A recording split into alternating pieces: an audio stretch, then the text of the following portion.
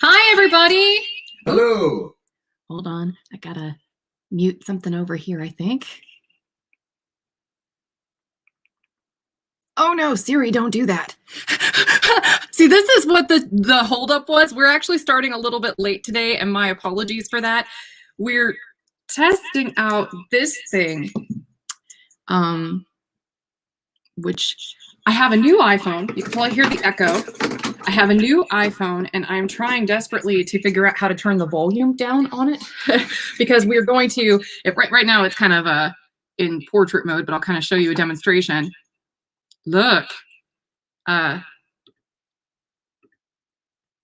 Hopefully it'll do a split screen here in a second. There we go. Look, technology. Now I just need to figure out how to turn the volume off on this iPhone. Can I try something? Yeah. 1 second. Nigel's gonna try it out. If any of you have an iPhone and you know how to turn off the volume. Hang on. Sound wave superior, Constructicons inferior. Thank you. That's all I wanted to try. I thought you were gonna do something helpful. Helpful with technology? Are you serious, woman? You know, just for that, I'm turning your camera on. Oh, what? And we're actually going to... Mike is muted. Mike. And we're gonna let him hold down the show. I'm not there. You should be there. Why aren't you there? I don't know. There we go. Okay, we did it finally. Split screen. Hi, folks. Oh gosh. How are you doing? We're never gonna figure this out. I am Lur of the planet Omicron Persei I-8. Is this thing on? I think the whole point of doing these live streams was to test all this stuff out when there aren't a whole lot of people on, just to kind of like get it out of our systems.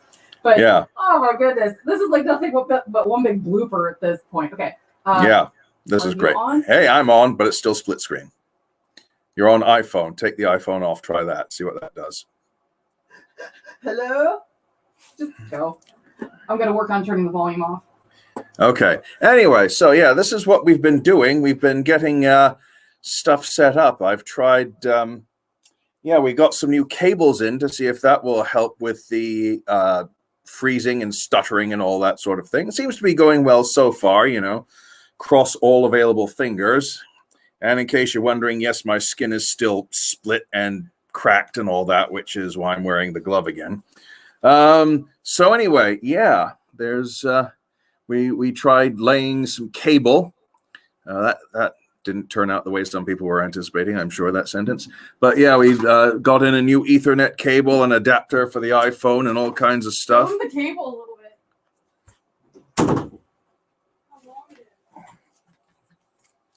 This cable, can't really pick it up anymore. This cable is about 100 feet long, reaches all the way downstairs, up over the balcony, all the way across the upper floor, and in here to get plugged into an iPhone, which is now being a pain in the ass again. So, yeah. Let's see.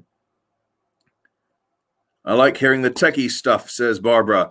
Yeah, well, you're asking the wrong guy because I'm basically a caveman with modern elocution. Oh, hey, Heather must have turned it off. So I'm back full screen. Yay, you can see some of Heather's makeup stuff and spare mirror. Yeah, this is the wall of the glam studio you don't normally get to see. Hi, Maureen. Yeah, Kathleen, it does look good. The Ethernet is doing wonders for the not just the stuttering, but also the video quality, it looks like. So whoever suggested that, hi Cindy, whoever suggested that was a marvelous idea. Thank you very much indeed. Marvelous. Let's see what we got here. Lots of people saying hi. So hi to all those lovely people. Well, I might have missed the first time around because of tech panic. Okay, I think we're caught up. Yeah, so Heather's just off doing something tech savvy in the next room, trying to sort things out. And other than that, not much else going on. Ah, here she is. I've got an idea. Heather has an idea. I still can't figure. Okay, hold on.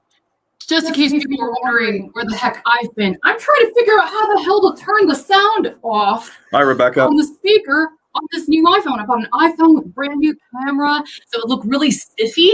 And hello, everybody. Hello, we're playing around with as many features as we possibly can today, because we didn't really play around with them much throughout the rest of this week. And this whole week is a crash course for us to figure out what the heck we're doing so we can make these look snazzier. We want them to be a little bit more fluid. We're doing a terrible job of doing that at the moment, but I'm going to put some headphones in. It's going in our blooper reel. Yeah, seriously. I can't figure out how to turn down. I am a tech nerd.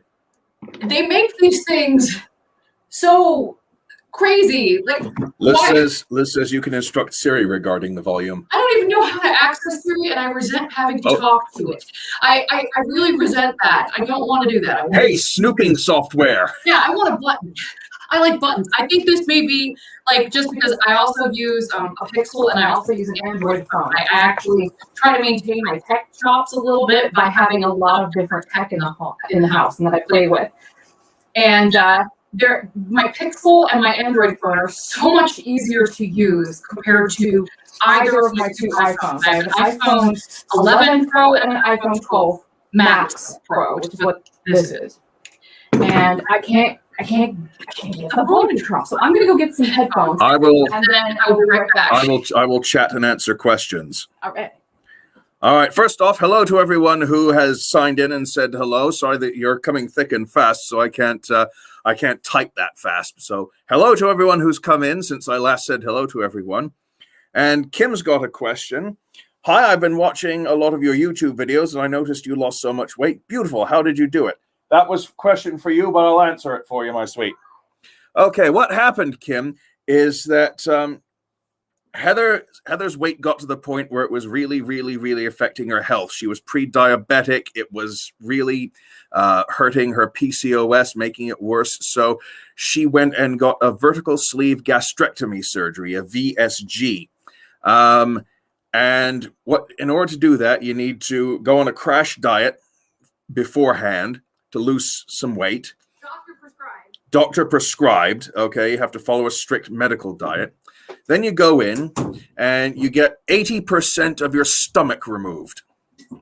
And once you're able to cope with Heather's back, once you're able to cope with swallowing things again, they'll put you on a liquid diet. And depending on how long it takes you to recover, you could be on that liquid diet for a month, anywhere up to, what is it? You were almost on it for almost a year before you were comfortable eating really solid foods again. Yeah.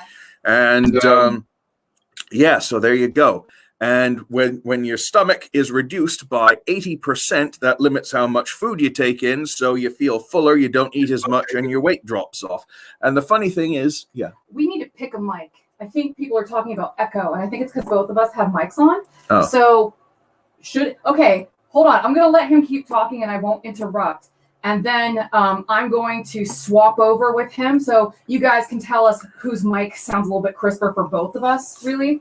Right now, it's just his mic, and his is the only one that's on. Can you hear us both okay? Keep going. Okay, so anyway, right. So anyway, I forgot where I was now. You're talking about... right, so yeah. So, and the weight starts dropping off, and when the weight starts dropping off, then your hormones, which are stored in all that fat, start getting released, and then it starts getting yes and no echo, says Barbara. Excellent. So muting your microphone helped that. All right, I'm going to talk a little bit more, and you guys can hear us both clearly. I talk loudly to begin with, so I tend to project. It's that opera training. So if his works great, then we will just keep his on. And then if the sound quality diminishes at any point, please make sure you just let us know, because you could probably tell that we're responding to what you're saying in the comments, both on Facebook and on YouTube. So yeah, if Nigel's mic alone works, we will keep that up. We're just going to keep playing around with different stuff, and I'm still going to try to make this stupid iPhone work. But now I realize that my great workaround is not going to work because... it just froze. No, there's no microphone port on this stupid iPhone. Like, they went out of their way to make this too hip to be functional. It's painful. It's like oh, what's that? There's like an Elvis Costello lyric where he's like, they're so teddy bear tender and tragically hip. You know, where the band Tragically Hip got their name? The Tragically Hip. Yeah. Great curlers, too. I saw them at Woodstock 99. Like, here's a weird thing, too. Like, I did not really have a whole lot of fun there because this was before I realized that I really don't like crowds very much. So it shouldn't be shocking that I got lost. Very lost. And this is a whole epic story. And if you're ever interested, I'd be happy to tell you about my Woodstock 99 experience. But, in hindsight, I definitely see it a little differently than I did before I knew I was autistic. Pardon. Because I thought I was a weirdo because I didn't like being in the crowds.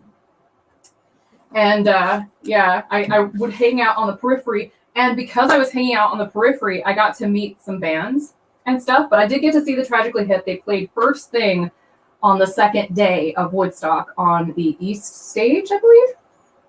And they were lovely. And the vibe from their crowd was phenomenal. Just phenomenal. The Tragically Hip people were just, they had such a wonderful, positive energy to them. There were Canadian flags flying everywhere. Everyone was just so incredibly excited that you were like an honorary Canadian for their whole set. It was just a beautiful thing. I didn't even know who they were. I did know the Elvis Costello song, though, which is Town Crier. And so I knew where they got their name from because I was familiar with the Elvis Costello song. But yeah, it was just, they were just really lovely. Lovely. It's such a positive memory during what was otherwise a pretty terrifying trip. Yeah. So to finish answering your question, Kim, that's okay. So to finish answering your question, Kim, Heather's got a whole series of videos on how she went about getting her vertical sleeve gastrectomy and how she progressed through it and how she lost her weight. So if you look up my VSG journey on Sister Wigs, you'll find the whole video series. Okay. All right. Let's see here. Where are we here? Right. Yes, Barbara, we're on StreamYard again today. And we're echoing again. Yeah, I'm sorry. I'm trying to figure this out still. Hey, Siri. I don't even know how to turn Siri on. Turn off the audio. Turn volume down. Please turn volume down, Siri. Turn off microphone. Well, the microphone's off. Huh. Okay, let's see if that works. Megan says, I've been watching some of your color spotlights from a few years ago, and I love seeing how your videos have changed. As much as I miss the mariachi intro music, your videos are now such fun. And there's a follow-up. There's a follow-up. Where'd it go? Buggeration. Serena, wait, mariachi music. What? I want to hear mariachi. I still remember that too. It was fun. It was actually free YouTube music. No, like my computer is now helpfully trying to get me to install updates due tomorrow. Oh yeah. Hi, we want to interrupt the important thing you're doing right now. Would you like to update right now and shut down everything? No. 3 minutes later. Okay, how about now? No. Gosh darn it. I know my mic is muted. Can you hear me? There's still an echo coming out of this thing. I don't think I'm going to be able to figure this out. You can see that I've got the camera on and everything. And I'm like playing with all these settings to try to get it to... Kathy says, ha ha ha ha ha, my Siri is in here answering you, Heather. Sorry about that. Like, here's the thing. Look. The sound is all the way down. So it's super frustrating that I get into why is this phone so poorly designed? Nikki, you keep initiating my Siri. I'm so sorry. I'm gonna stop. I'm not gonna give up though. At some point, I would very much like to try this experiment out because I think it would be really cool to be able to show you a side view once in a while.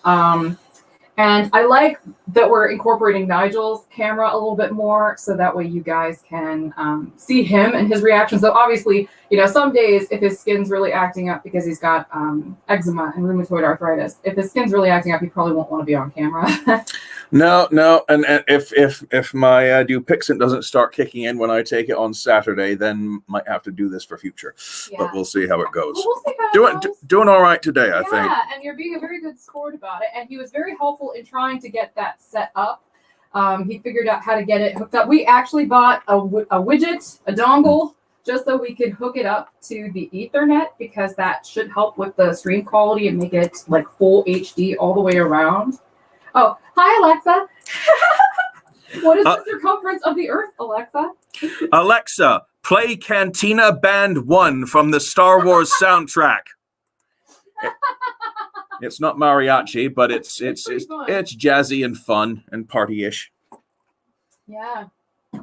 So, all right. Well, good stuff. Good to know that we're getting some of these kinks worked out. I reviewed some of the epic marathon live stream from yesterday, and it was very nice to see that the stuttering for all of the video content had finally stopped significantly. That made me very happy, because what's the point of being so meticulous about your makeup if people can't actually see any of the definition of what you're actually trying to cover up? So thank you for bearing with us while we tried to figure that out and make the third camera happen, but today was just not going to be that day. So yeah, we are back on StreamYard. As you can see, we're hard at work, and I'm going to go ahead and put the camera back on me for a little bit. That's fine. It's your show. No, you didn't. Here, Hi, it's the Nigel Show. There's me.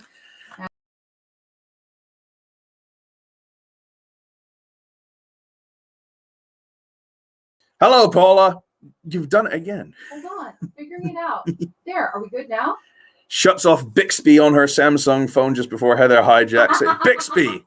No. Stop trolling all of these people's phones. Oh, I like Bill Bixby. It just reminded me of Bill Bixby. I like Bill Bixby. Leora Allen says no volume. Oh, dear. All right. How about now? Right. You should have volume there. All right. Yeah, we switched it to just my camera for a little bit. The host has muted my mic. Okay, good. So I muted his mic and we're back on mine. So Aaron is asking, when did I feel comfortable outing myself as a wig wearer? It took a very long time. Very, very, very long time. Like I first started losing my hair when I was a teenager. So I was in some pretty significant denial that I was even losing my hair, even though it was pretty obvious. And it was even one of the first things Nigel observed when he met me when I was 19. It all started to fall out. And now I noticed your eyes and your smile first. Aw, thank you. But the shiny scalp was probably a close third, because he's taller than me. You know? Yeah, but it was dark in that projection booth. All right. Well, maybe I'm being a little bit, you see what I mean? It took a while. I noticed it, but it took longer than that. I'm touchy about it, you know, yeah. even now. So don't feel bad if you feel that way too. I think that's normal. Because it is one of those things that's like a bummer, and it takes a while to kind of wrap your head around. And I think really I started playing around with costume wigs right away. I went to this place called Mr. Fun's, which is in Kent. And I bought my very first wig, which is actually on the shelf back there in the middle, like the second shelf, like underneath the Hi There Wig Lover sign behind me. I bought that when I was 19. So that's from 1999. And it's purple and black, because I love purple and I love dark colors. And yeah, I would wear that frequently, especially when I would go out to nightclubs and stuff, because I was young. But I mean, I didn't start wearing them as my everyday hair until basically I had gone from just putting them on for selfies, like costume wigs for selfies, which is the first iteration of this, and then putting those selfies on like places like MySpace and Facebook and Instagram. And then people would have such a positive reaction to those selfies that after a few years of that, I started wearing toppers. And I really enjoyed the toppers, but I found that, you know, my experience with wigs earlier on was just much easier, and less painful to my scalp. So I eventually went back to wigs. I just started buying higher quality ones. So I would say that entire evolution probably took from like my first wig in 1999 until my first like medical wig, which was 2010. And then perhaps maybe a good 6 months after that, I was pretty upfront with people right away about the fact that I was wearing wigs. Because I mean, I had such thin hair by the time that I started wearing them that it was pretty obvious. And I'm sorry if I'm rambling, but there was kind of like a transition period between toppers and wigs where I was just really frustrated because you get to a point when your hair is really, really thin on top, where most toppers are not going to adhere to the hair with clips without really yanking your hair out. You need to have kind of thick hair where the clips are, seriously. And to me, that was a very clear signal because I felt like it was actually making my alopecia worse a little bit to have those clips in there. So I actually shaved all my hair off. In fact, I had my boyfriend at the time, who was not Nigel, shave my head for me because I wanted to make sure that he was okay with it because he was going to have to look at it too. And I actually went around with a bald head, just a bald head for like, I don't know, a semester and a half before I started going back to wigs. So, you know, that allowed my scalp an opportunity to just kind of heal and breathe. And it gave me a glimpse into how people behave when they encounter somebody that's like as assertive as I am, who doesn't have any hair. And I realized people make very quick snap judgments about that because of my physique. And at the time I was about 100 pounds heavier. And, you know, people just assumed that I was like doing it for political reasons or something like that. When in fact, it was like, I have alopecia. It's not really a political statement.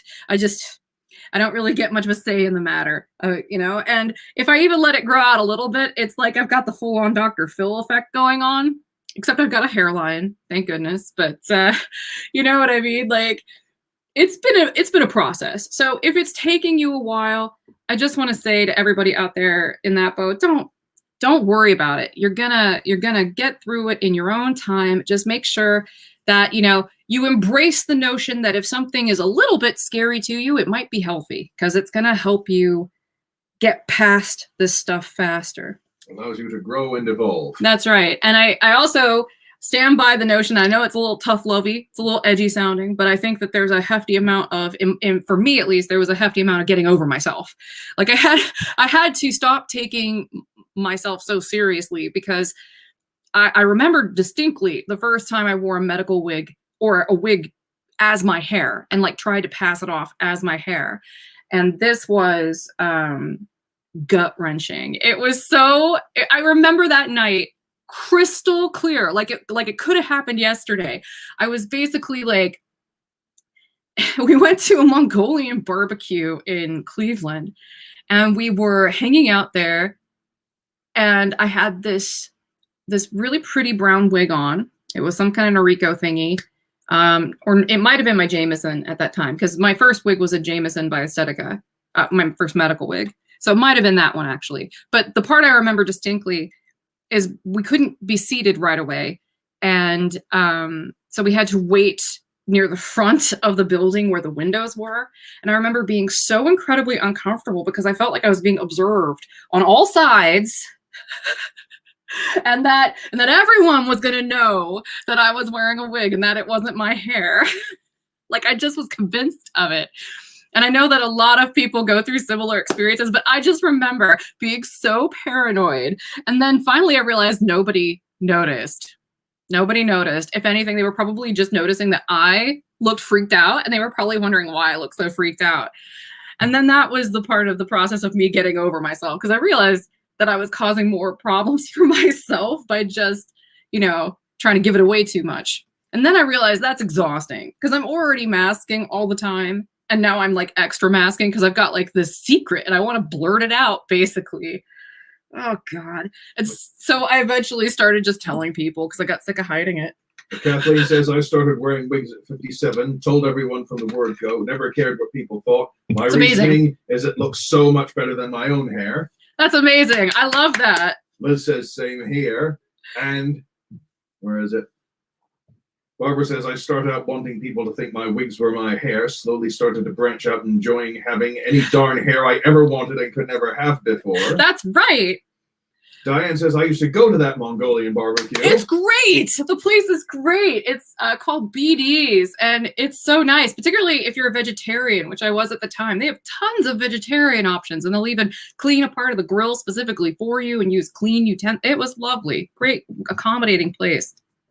Leanne says, just started losing mine after the gastric sleeve, and even more so after having my miracle baby. Thank you, sleeve. Congratulations. Yes, indeed.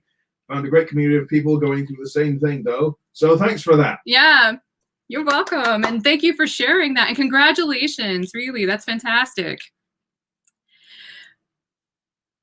Shoot, says Serena. It's been more of a challenge dealing with being trans. Being open about wearing wigs was a breeze. I can imagine. I can absolutely imagine. Oh my, yes. So today we're going to be talking about like beauty standards in general, kind of the theme. We're going to be talking about makeup, which I will be applying. I'm also going to talk a little bit about my skincare first, because I'm going to be doing a no makeup look today, which is going to be a nice break from all of the like heavy full beat looks I've been doing, particularly the 3-hour marathon that happened yesterday. This is a breeze by comparison. I'm knocking stuff over. This is what I do. So, did I bring it up? I thought I brought a little basket of, yes, I did. Yeah. Skincare stuff. There you go. Yeah. Okay. So I brought a bunch of skincare stuff out because, okay, here are a few things that I've learned about no makeup looks. And if you guys have any recommendations at all for any skincare stuff, please throw it out there so we can all check it out, both now and during the replay. So I use a ton, and this is just the stuff I use kind of regularly. I use a ton of skincare products, like a lot.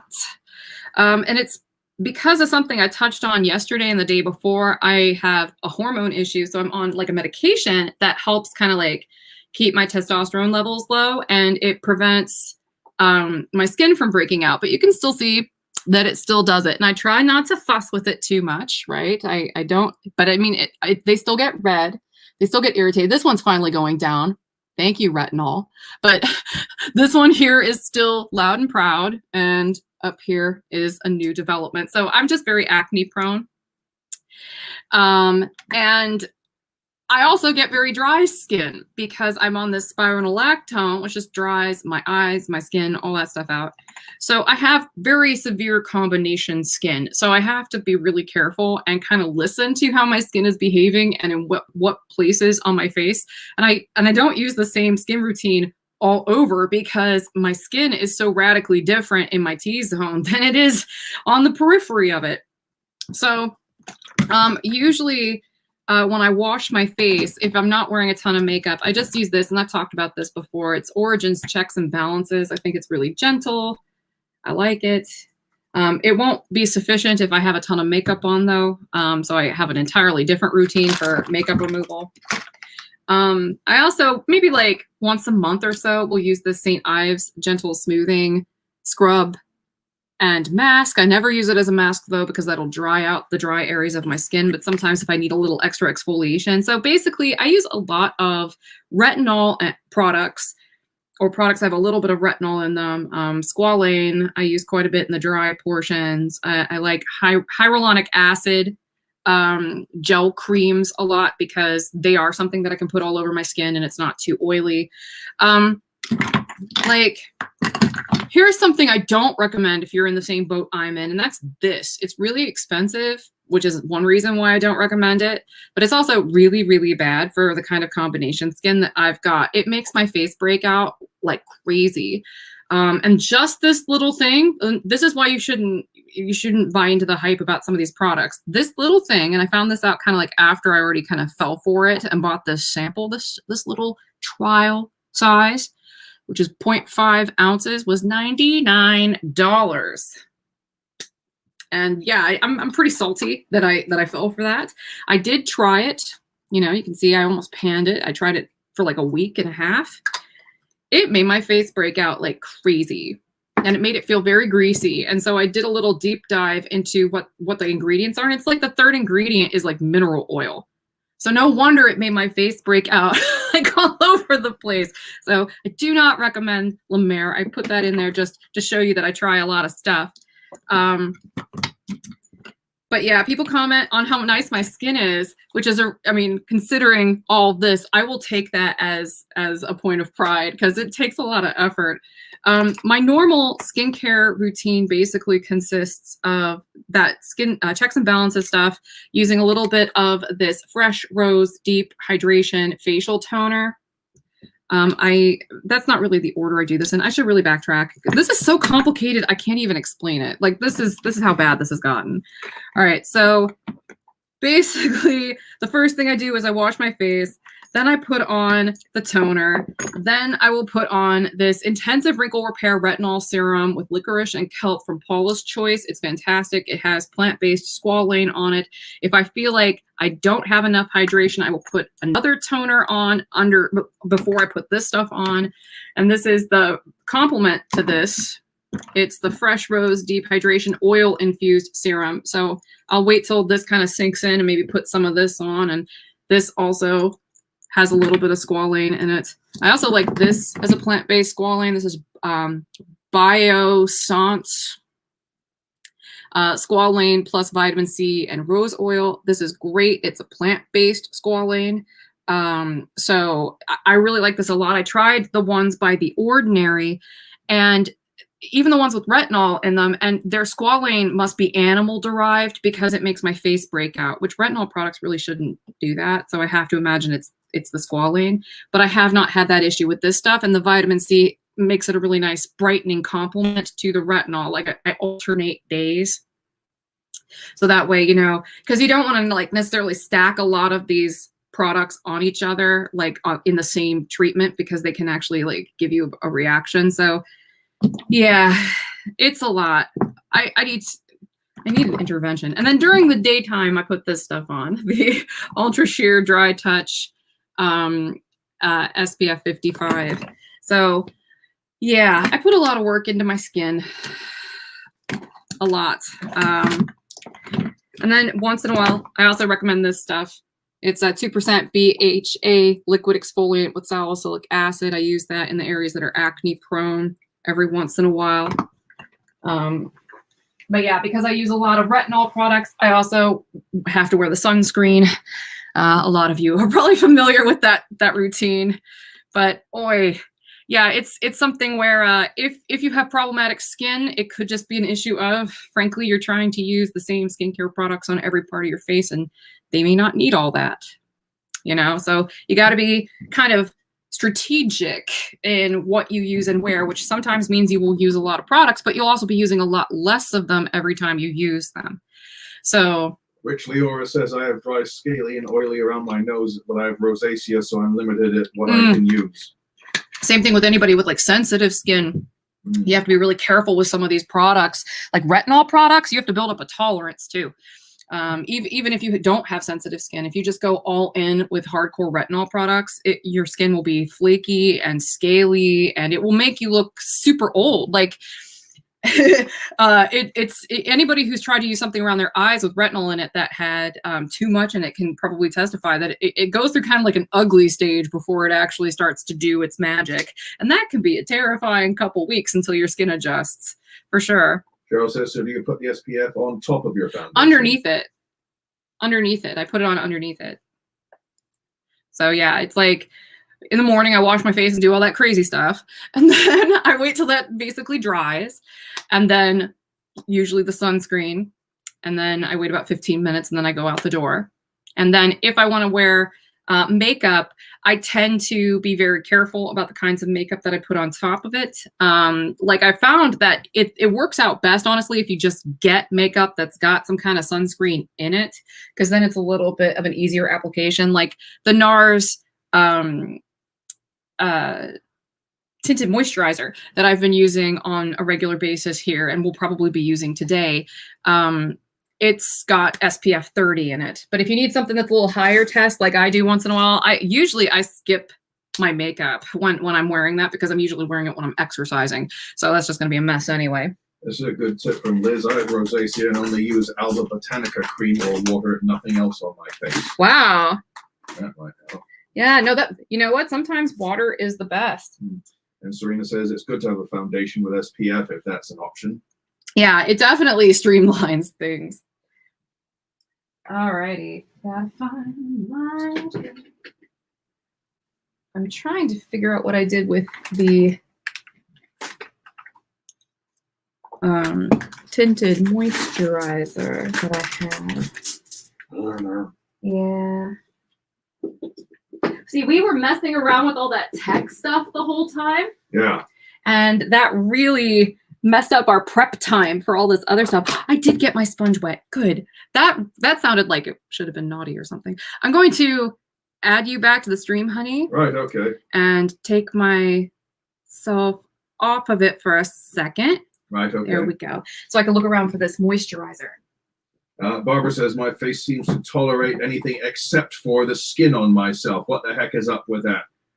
Oh, Barbara, I can sympathize because I've had eczema, you know, almost since the day I was born, on and off for, yeah, decades now. And every year I seem to get allergic to something else. So far, I'm not allergic to myself yet, but I think it's only a matter of time, to be perfectly honest. Let's see what else we got. Let's see. Oh, here we go.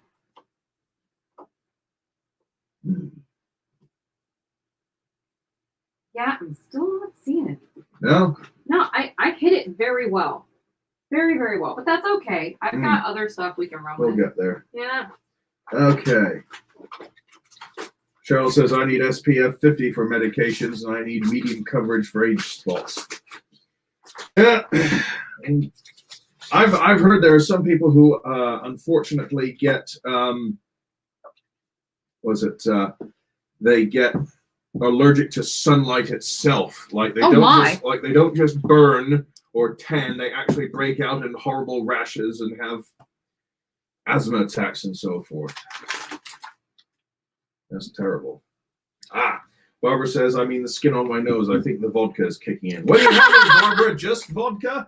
Or are you having a cocktail of some sort? Please share the recipe. That's fantastic. Yes.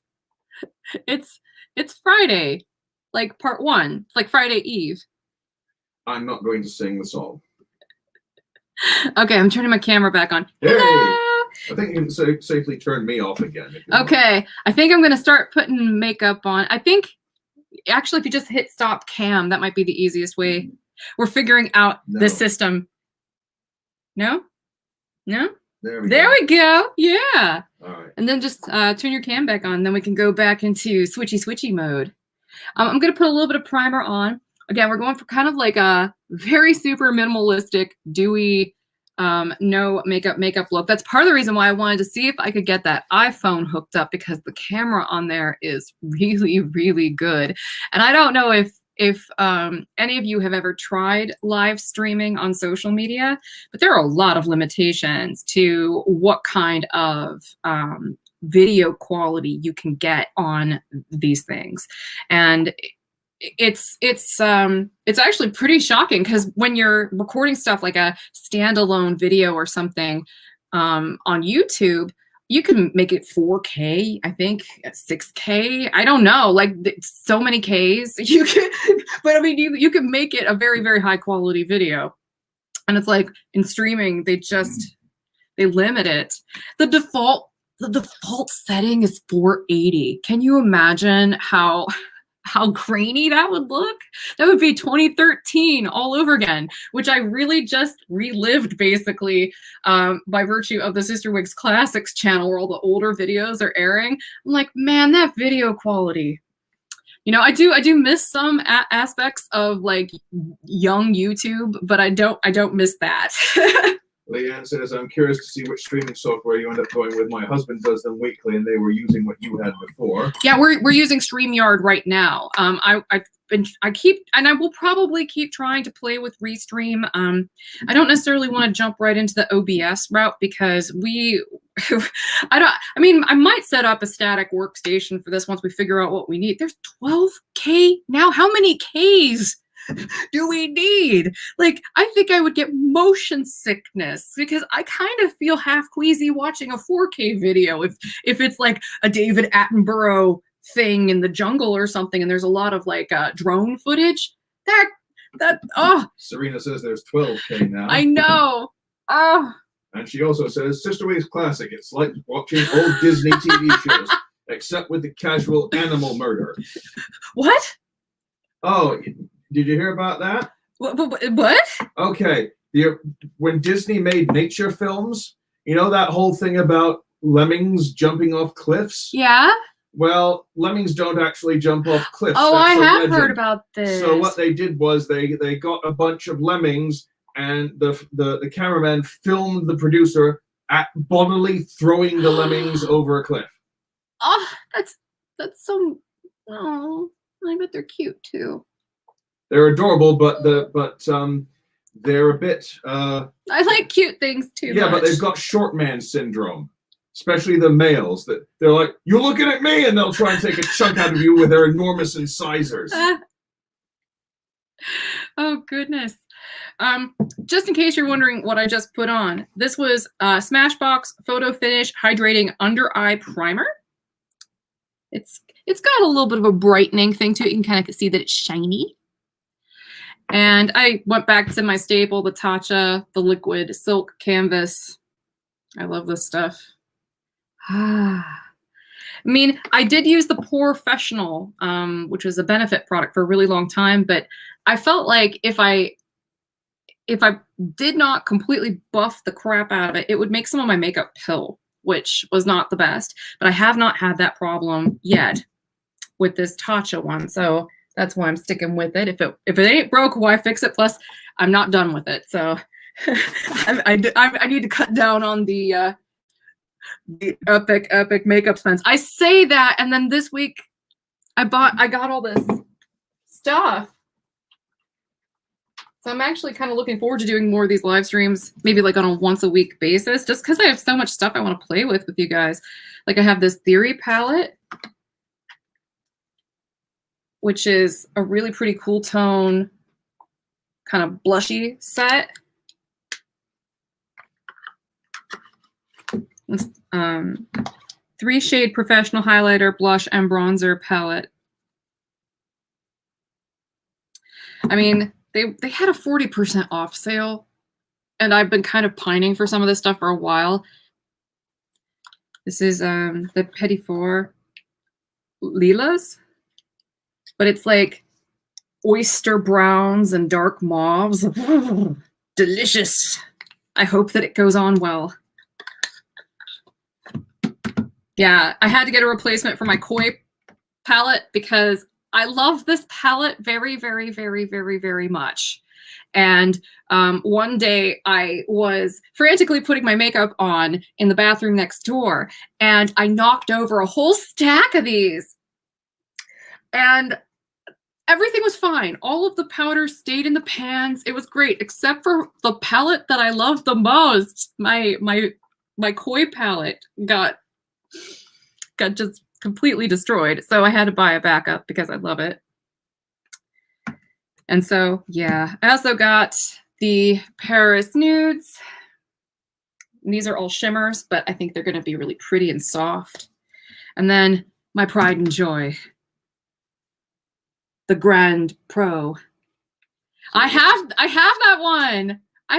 I have that one. You should get it. Just know that there's of the Mandalorian palette there, that the Child palette. The colors are fantastic. If you've got any kind of olive undertone in your skin, it will look dynamite because the colors all have that kind of like avocado olivey undertone to them. They're very cool. But yeah, that one color, the Force, mine's already kind of broken up in my palette. So if it comes, check it when you get it, is what I'm saying, because it might be broken already. It's very soft. But this is all mattes. All creamy, buttery, delicious mattes, so many transition shades, so many crease colors. I'm very excited to play with this. Palette. It is amazing. This with those two big Natasha Denona palettes, I am set. Kathleen says, I just bought and it's a game changer for me. Expensive, but use so much less and way less concealer. Giorgio Armani Luminous Silken 4.25 is a perfect match and doesn't look cakey on me. Or can you write down the name of that foundation? Of course, I will need a different shade. Obviously, I'm like super pale. All right, give me a second. I will copy and paste. But yeah, I would love to check that out because I'm always interested in trying new foundations. I think I'm completely freaking over the top, you know, just stocked up on eyeshadow palettes. I need to stop. Copy I mean, and paste it. I know that it's always like tedious to watch influencers go, oh, I have so much makeup. But I mean, for me, this is like a hobby still. And, you know, I'm not really making money from the makeup videos. I just really love playing with these things. It's entertaining to me to pair them with the wigs and kind of like see what I can get away with and what I can't get away with. And if you're cooped up in the house, you know, there are worse ways that you could spend your free time. But that palette screams pride. Which one? Serena. The big honking colossal one. Yeah, it's amazing. And also, Kathleen says this picture quality looks great. Oh, fantastic! Thank you for the feedback, because we're gonna keep trying to improve it. But yeah, this is like, for most people, this would be plenty. This would be it. This would be the only thing you need ever because it's just so huge. And it's got like every single color aside from the really bright ones. Even though there's a really nice red, I should have thought about using that one yesterday when I was trying to struggle to find a good red shade, but we pulled it off. If you didn't catch yesterday's gigantic live stream, it was like 3 hours of me trying to perfect the mixtures of each individual color of a rainbow eyeliner effect. It was fun. I would not recommend going out and buying all those products just to duplicate that, though. I would say try to figure out the ones that'll work for you, because unless you already own all those palettes, you'd basically be signing up to spend entirely too much, more than I would be comfortable recommending anybody spend on makeup, because I'm uncomfortable with the fact that I spent that much on it. But I think that's just because I'm like really thrifty on the inside, and so I'm still kind of getting used to trying to break away from that mindset a little bit. All right, where is it? There's it. Yeah. I've used everything foundation wise, and I really like Maybelline Instant Rewind, budget friendly and dark circle friendly. I might be interested in trying that too. Okay, let me copy and paste that one. Thank you. Yeah, I use a lot of higher end stuff, but I'm not a snob. I got like e.l.f. makeup. I like Maybelline a lot, and I actually like some Revlon stuff still. Yeah, but I actually of all the drugstore brands, Maybelline's probably my favorite. All right, now that I'm thoroughly primed, since I can't find my tinted moisturizer, I'm just going to use this Charlotte Tilbury Flawless Filter. I'll show you what it looks like all on its own, because I think it would be worthwhile just to see how shiny it makes my skin. And maybe I'll just do one side first. It has this like doe foot applicator, and I'm just using it today. So I'll still spread it around with a sponge. And I'm wiping it off before I put it back in the bottle. I try to be really clean with my makeup, but I'm also really, really clean with my sponges. I wash them every night. Same thing with my brushes. I clean them every night. I mean, when I use them. Serena says, I still use Maybelline Great Lash Mascara and sometimes Revlon lipsticks. What's this? The last 2 days I've been using the Faulty's Lash Lift. This is a Maybelline product. So shout out to Maybelline, you know? Yeah. So meanwhile, Facebook user said, "Oh, it's covering you up completely." That's okay. I'll just read it out. Yeah. It says, "I need any advice and help for sensitive, combo, acne-prone skin I can get. I've always had more sensitive and pale skin, but wasn't at all acne-prone until I hit the early to mid-30s. Been struggling to find that magic combo of makeup and product that clear the acne. Even my skin tone won't over dry, etc." Have you had your hormones looked into? Because I had to go on a pill just to get this good. Like, and I'm still breaking out, and I take it every day. And I take very good care of my skin. So, I mean, but the thing is, they're little. They're little. They're not what they were before, which sounds like what you're struggling with, which is the cystic stuff is brutal. It's so brutal because it's so painful and it's itchy and it's tight and it's just so uncomfortable. And these things are little, so you can kind of forget that they're there. But when you have cystic acne, you can't forget it's there. Anytime you move your face or talk, you can feel it. It's just so uncomfortable. Sorry if that's a little bit too much information, but it's pretty serious when it's bad and it's very uncomfortable. And then it's like, what the heck do you do with your skin? You want that thing gone, but you can't mess with it because if you mess with it, then, you might scar. You might scar if you leave it alone. So if anyone watching on Facebook, because this is a Facebook comment, has any helpful suggestions, please chime in for this Facebook user who is only showing up as Facebook user. Yeah, it's probably in the private group because it'll make it an anonymous comment, which is great. But yeah, I'm also, if you guys are interested in me making a video that's a little bit more detailed about some of the stuff that I use and my experiences with them, I'd be happy to do that too. It's just, I think trying to summarize it all quickly in a single video is impossible because I'm using so many products in such strategic ways. But what? I think Pamela's autocorrect did something wrong. She says, "Hi, neglect." Hi, Pamela. I love that's so funny though. Oh yeah. I was saying something and then completely forgot it.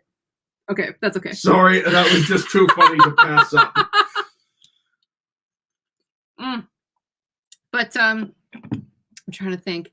Oh yeah, but I think it'd be impossible for me to summarize my skincare routine in a succinct fashion. I would basically have to talk about it one product at a time because otherwise it's overwhelming. And even I get kind of flustered trying to figure out how to summarize it.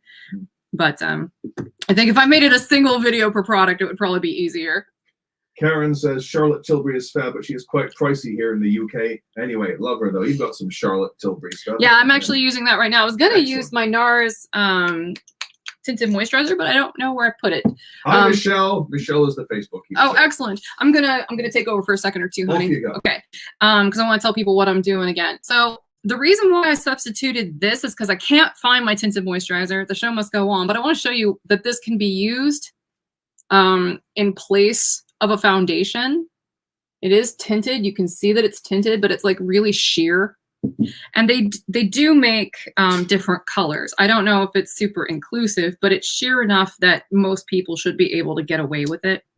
Now I've only applied it on this side. I'm actually applying it a little bit thicker because I'm using it as a foundation. You can still see it's very sheer and it makes this side of my face really shiny. I'm gonna actually lower these lights so you can see what I mean. Like my skin's already slightly shiny on its own because I exfoliate well. And I did exfoliate last night before I went to bed and I put my moisturizer on afterwards. Now you can also see that even though it's making my skin a little bit shinier, it's making it a little bit more even toned. It's not really covering up the spots and that's okay. Sorry if the lights are like in the shot, but I want you to actually see how shiny everything is and what I'm trying to cover up. So I'm actually going to do this to the other side. And it's probably going to be even more pronounced, particularly with this blemish up here, but we are going to go in with concealer. So it'll be all right.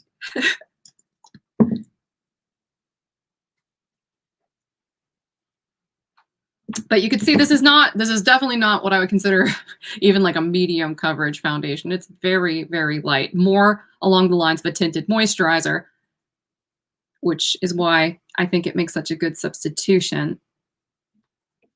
Aaron's got a good question. My lace fronts always come across as shiny. Is there a makeup or concealer that lowers the shine of the lace front? I think any kind of powder foundation with a matte finish would be great.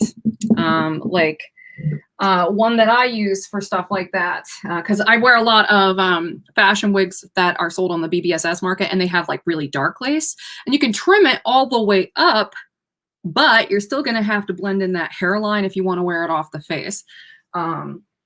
So the stuff I tend to use is stuff like this, which is really opaque. And it is the Airbrush Perfecting Powder. Now, it depends if you want it to be dark, like if you have dark hair, or you do like a darker contour, or you have a darker skin tone, obviously you'd want to use a darker powder. But even if you want to, you know, contour it in as opposed to just cover it up, you might want to consider getting a second color that's deeper than this, and then using that to kind of like, you know, contour it a little bit. So that way it looks like the blend is really seamless. But for me, I just cover it up because usually I don't want to do a full face beat. So I just use this, which is It Cosmetics Your Skin But Better. There's one that's like a Better Than Foundation. That one would also work. Anything that's really, really like opaque, full coverage, and that you can apply with a little brush. So that way it's not too obvious, and you can kind of blend it in around. I mean, it's one of those things where you just kind of have to experiment, but I highly recommend the powdered foundations. So I am shiny. I am so very, very shiny. There's a Disney song that goes along with that. Yes, indeed. Sung by Jermaine Clement. Oh, Jermaine! Yeah, he plays the giant coconut crab. He's fantastic. He is just fantastic. All right, we gotta cover some stuff up. Now, I briefly touched on how I cover my zits, but when you're doing like a dewy look, it's rough. It is really hard to cover up the zits and mattify where you need it to be. This light just turned off. Nigel, can you help me, honey? Yeah. Man to the rescue. Technical difficulties. I think it got unplugged somehow. I'm surprised. Yes, it did, because the whole thing fell off. Just a sec. I'm just going to stand here and pretend like I'm not looking at your booty, which I am. That's fine. We're married. That's right. It's totally fine. Let me shift this a little. It's like right there. Anyway. All right, let's try that. I'm back. The nightmare continues. Wait, we gotta turn them on. They're not on. We will get this figured out. There we go. Hooray. Okay, good stuff. We want the mixed light there so it's not too gold. Oh, gosh. Sorry. We got on that Moana kick, and it reminded me of the time I was forced to watch it. I'm gonna turn your device back on so we can see you. Okay. All right. There you go. No, edit name. I can't. What are you doing? Just press. Yeah, it says all comes up as edit name. No, click the camera icon. There is no camera icon. Oh. Look, it says devices disconnected. See, look, all it lets me do is edit the name. Oh, hang on. Unmute. There's. Start. Don't unmute. Okay. Okay, cool. Now. Okay. Yeah, there we go. Right. So anyway, talking about Moana, my friend Chris has a daughter who is very young, and of course, when I went up to Ohio to visit last time, we had to watch Moana because we had to watch Moana. There was no option. And the funniest thing was at the bit where Maui is going to lock Moana in a cave, and she's pounding on the boulder, and she says, "You son of a!" And it cuts away. Tiny little 5-year-old, or it might even have been 4-year-old, Ella chimes in with, and Chris looked over at his wife and says, "I did not teach her that." Well, all right then. Sorry, I just I'm back now. See, I did it. I figured it out. Hooray! I pressed the thingy. We did more and tech then things. if I do that, you're back again. You're staying Don't do that when I'm hydrated. picking my nose. Please don't do that. I'm just trying saying that for laughs. Okay. See, you're laughing. It worked. But it's really not that hard to get me to laugh, particularly when I'm this caffeinated. Anyway, so I'm gonna use this Laura Mercier concealer that I used the other day. This is the Secret Camouflage in SC1. And I'm using this little brush I mentioned the other day. This again is the IT Cosmetics Small Shadow Brush number 220. I really like the way this one is shaped for applying concealer to my spots. And it's synthetic, so it doesn't really absorb any of the creamy stuff, which is good. All right, so I need to figure out where these things are located. Obviously, that one is a standout, so I'm gonna zap it with the lighter color first. And I'm gonna try to keep the products to a minimum for this routine, so I'm not going to be doing any kind of color correcting. I'm just gonna zap it over here. Little zap, zap, zaps. Might do my nose a little bit because it's a little red in some of those areas. And just very gently kind of brushing it on there. Happy little concealer. Happy little nose.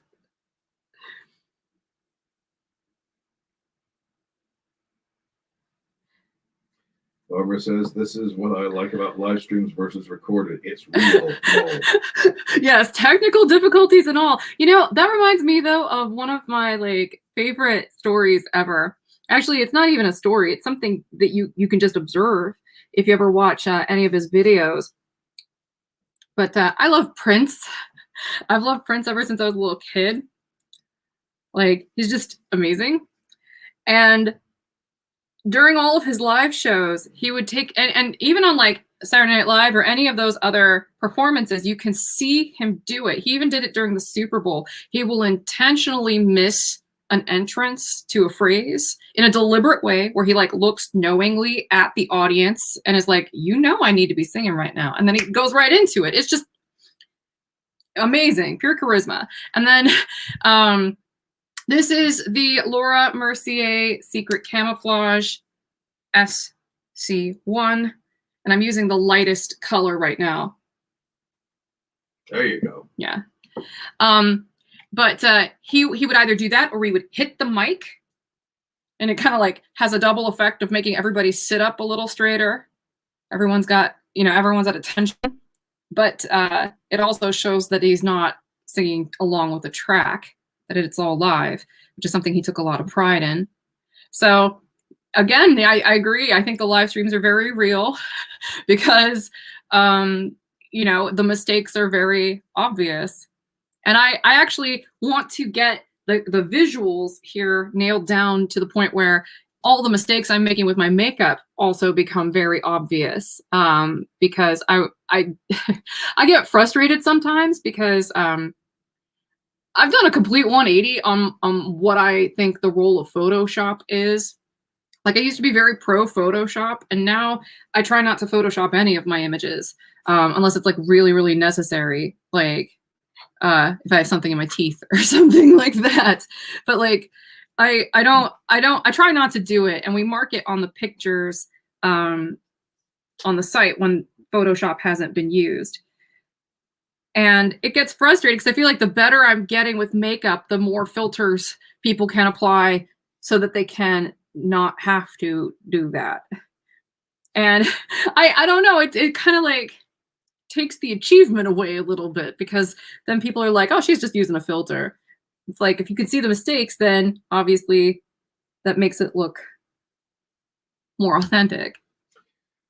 It's going to cover up, there's a large comment, so it's going to cover your face, but I've got to read out from Kathleen Horan Simmons. My rosacea has to be covered as well. My face gets red and have broken veins.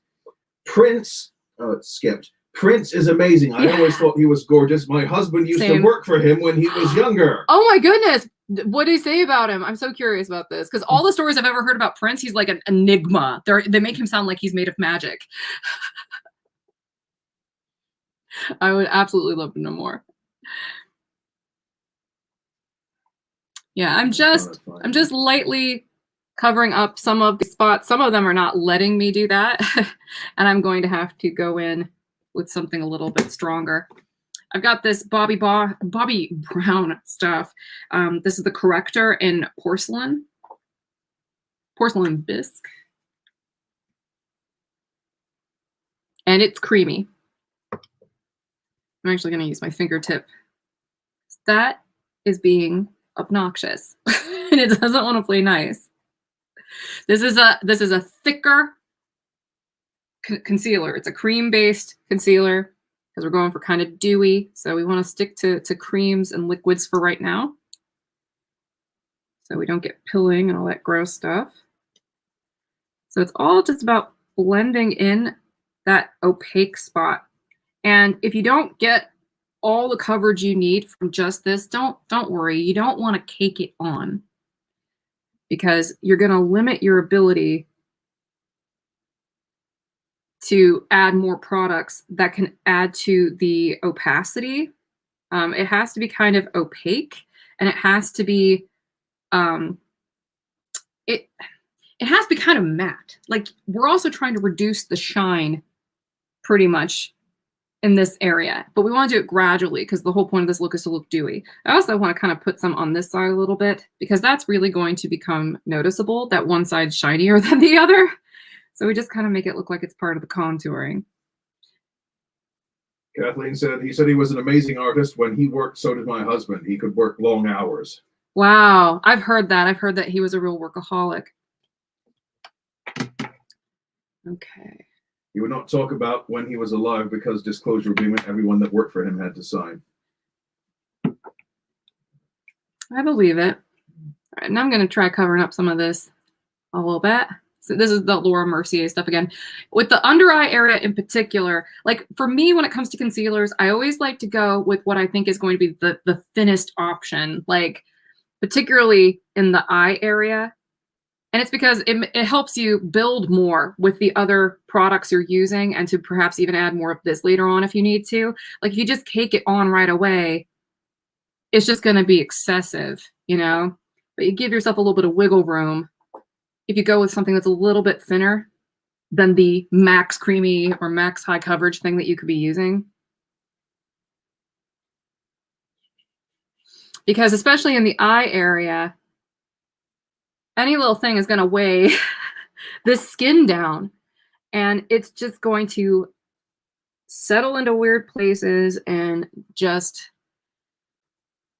not be good. It'll make you look tired, which is kind of the opposite of what you're trying to do with the concealer here. I'm going to need to put some of those drops in, I think.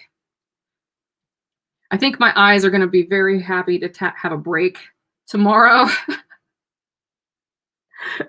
I'm not used to wearing contact lenses this frequently, or at least not back to back. I usually try to take a day off from them. Well, you get a day off tomorrow. Ooh, Okay. yes. Well, that brings me to an interesting beauty standard. Like, you guys remember the trope from the 80s where, like, it would be like, here's this nerd girl, or even, it's not even from the 80s, because Clark Kent and Superman's the same way. Here's this nerd. All he has, he's glasses. He's got these glasses. He's just such a geek that makes him so unattractive.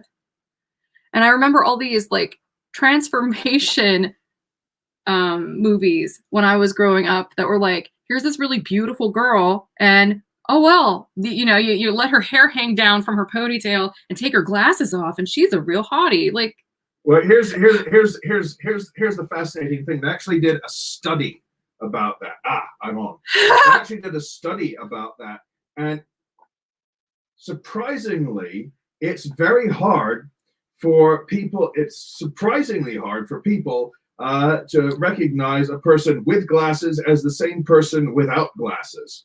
It's actually a thing.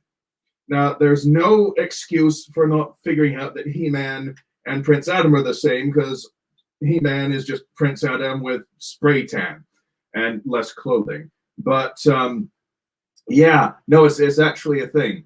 Oh, and the other thing is, hearing about things like Dolly Parton once lost a Dolly Parton lookalike contest to a drag queen. is that true? Yes, it is. Charlie Chaplin came in like third place to a Charlie Chaplin lookalike contest. Wow. And I think I might be getting it wrong. I might have mixed him up with not Morton Downey Jr. What's his name? The guy That's who plays name. Iron Man. Robert Downey Jr. Yeah, those are very different people. Right, Robert Downey Jr. didn't even place in a Robert Downey Jr. lookalike contest. It's either that or Charlie Chaplin didn't even place in a Charlie Chaplin lookalike contest, and Robert Downey Jr. got third place in a Robert Downey Jr. lookalike contest. I can't remember. But yeah, so not being able to recognize people, you know, just on the street is a thing, let alone with or without glasses or in different clothes. I want to explain what I'm doing really quick. By all means, that's my Okay. bit done, so you can take the camera off me now. You have some control over this as well, my dear. Okay, so my hands are covered in makeup. Don't make Okay. me do all the controls. Anyway, I'm still just using this concealer, and I'm actually just using my fingertip to gently, it's not really a contour, I would say, but I'm trying to give myself a little bit more coverage in my T-zone, and that lovely, slightly mattifying effect. It's only slight, but you can see how much shinier everything around that is, right? See, we're controlling the shine levels, and that is what I'm going to actually use the light instead of doing a heavy contour. So I'm taking this like peachy color here and just a tiny bit of it, and I've been kind of gently putting it on this side of my nose and just kind of using that to gently cover up some of those spots. What were you giggling at? Well, Serena says, but how did Robert Downey Jr. do in a Charlie Chaplin lookalike contest? Huh? Charlie Chaplin dressed as Iron Man. Because I still haven't seen that movie yet where he did play Charlie Chaplin. He was quite good. Yeah. Yeah, and Charlie Chaplin was an interesting guy. Problematic in today's... I think he was problematic back then, Yeah. too. Just saying. Like, he didn't even fly under the radar back then. But at least he was anti-Nazi. You could say that. Yeah, no, that movie was brilliant, too. Oh, The Great Dictator. oh, fantastic film. Love that film. That little scene he does with the globe. Yeah. And the speech at the end. Oh, fantastic. Yeah. But I love that little ballet he does with the globe. Super that was cool. And Serena agrees. He was problematic back then, too. Yeah. Yeah, I'm just taking my time with this because to me, these kinds of looks are so hard to pull off because my skin doesn't like cooperating. All right, I think that's gonna be good for a moment or two. I might come back and do more under here, but kind of want to let it rest for a moment. I'm going to put some primer down on my lid, but I'm not going to be using eyeshadow today. I'm going to be using my contouring makeup up here.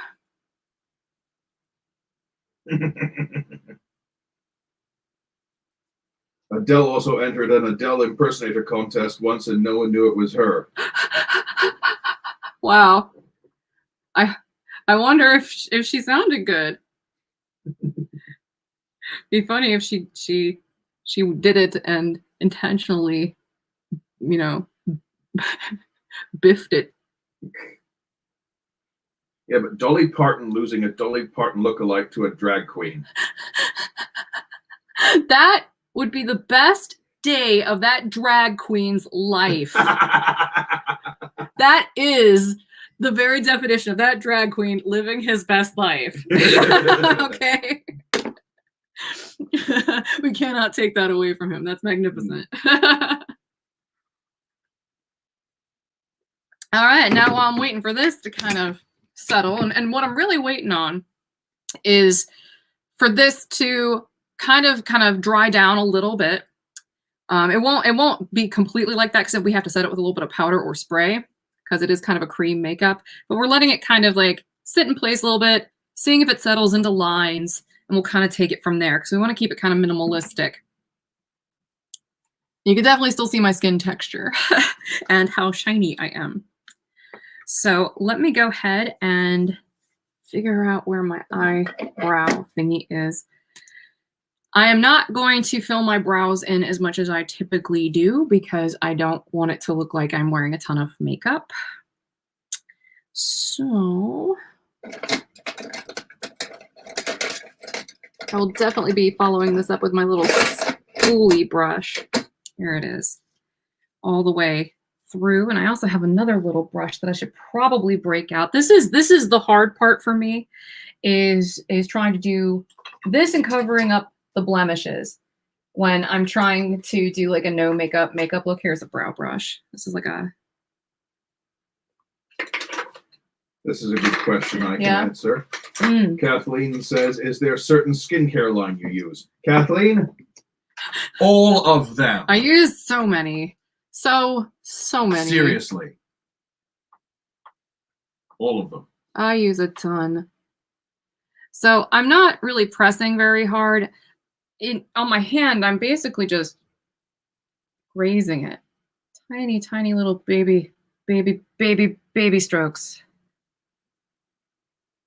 Like barely any pressure at all, to the point where if I drew it down here, you'd barely see it. You know what I mean? So what's that product again? This is the Urban Decay Brow Blade in Cool Cookie. I use this color a lot, and it's double-ended. This end is just the pencil side, and there's also a felt side that has a very fine tip to it, which we will also be using once I get this down. I'm basically just like giving myself a shape first, and then I'm going to blend the crap out of all of this. Aaron's got an interesting question. Which eyeshadow line has the best palette with the most bang for your buck?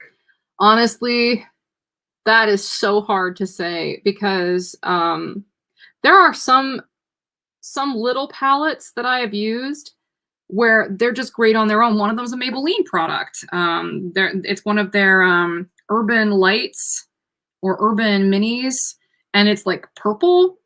Oh gosh, if I can remember what it is, I'll let you know. But it's kind of like it's got all these beautiful like mauvey purple colors, and it's beautiful. I've worn that a lot. It has some complementary browns in it and a little bit of a shimmer. It's a lovely palette all on its own. So it depends on what you're going for. And that one, by the way, actually looks quite natural on, because a lot of those you know, like drugstore brands, they're not like super pigmented, so they're kind of user friendly compared to some of this higher end stuff. Can really pack a punch, and it gives you a lot to work with if you have a technique down. But if you're still kind of learning the ropes, it's very easy to go really heavy handed with it. Guilty. Like, it's super easy to go overboard with the pigment, which is why I've learned to kind of just take my time, embrace it as a process. I like the results better when I go slow. Cheryl's got a question. What's that brush that you're using there? Is that the Urban Decay Brow Blade? Or the brush? This is a brush. This is a Kryolan Blue Series brush. And frankly, the number has completely worn off of it, but it's just a little detail brush. It's Kryolan? Kryolan. There you go. And it's just a little baby detail brush. And really, any small brush will do. This is synthetic. And here, let me get it up a little bit closer. Hopefully it'll focus. You can see that's little flat brush. Oh, hang on, hold up. Rotate a bit more so we can see the letters.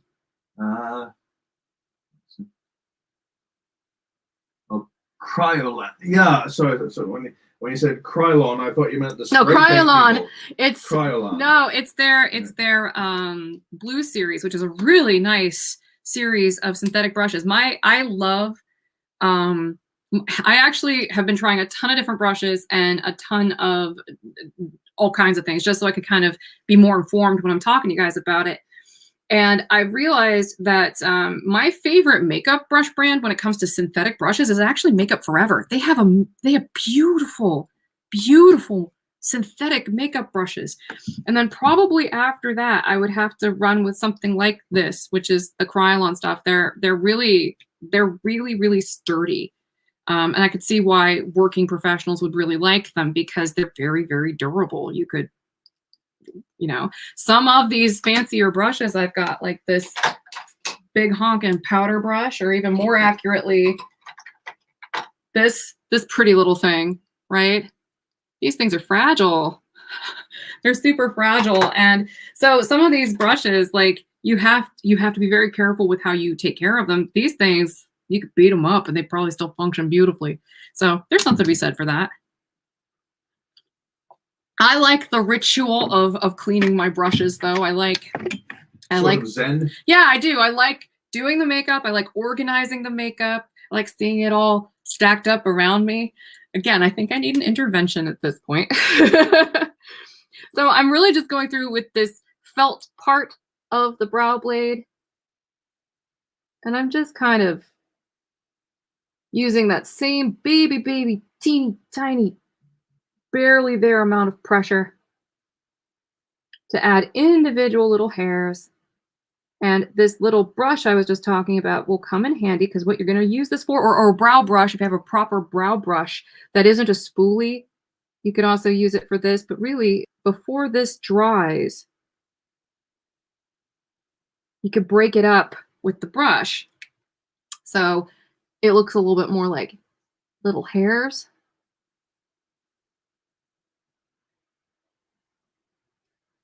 You know, and I'm not even super blending it in. I'm barely getting any on the brush at all. I'm just trying to break up some of these little lines so it looks a little stragglier. Like I want it to look nice. I just don't want it to look like it's done, you know. And I want to make sure that there are no big gaping holes. So let's put something here. I have to tilt my head down because this arch sometimes needs a little reinforcement.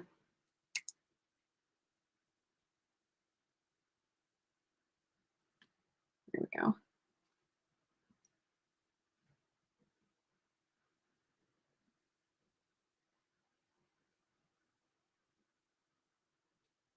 Oh, that's terrible. What is? What is? Cheryl says, I just splurged on a small Vice Art eyeshadow palette and I'm allergic to it. Oh no! Oh,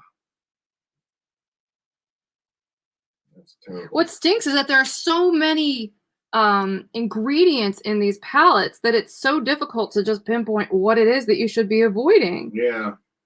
I think I'm not sure if they're phthalate free, but I think that's a good place to start, is maybe look for stuff that's maybe phthalate free, because a lot of people have reactions to that. And sometimes it's the preservatives. Sometimes the preservatives can cause an allergic reaction. The mica can be irritating, like in sparkly makeup. Almost all makeup has some kind of mica in it, and that can be irritating for some folks too. I am definitely going to have to use some eye drops. That's okay. I'm used to it. I've been complaining about my dry eye forever. And right now, I don't know how you guys are dealing with the seasonal allergy thing, but holy moly, it is kicking my behind right now. I go outside when you know, we're taking the garbage out or anything, and I'm like, oh, pretty trees. And then I'm reminded of, oh, that's why I can't breathe when I wake up in the morning. Hooray, pretty trees. I still am happy they're there, though. It still makes me happy to see them, even if I can't breathe.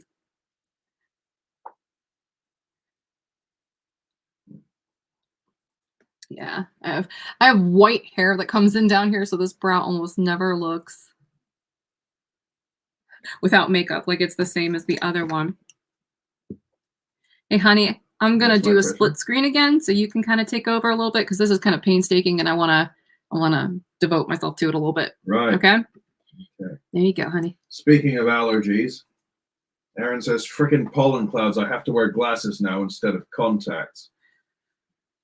My first experience with pollen clouds, I was living in Ohio at the time, and there was a small stand of pines, you know, like after the next house over, like just over the next house.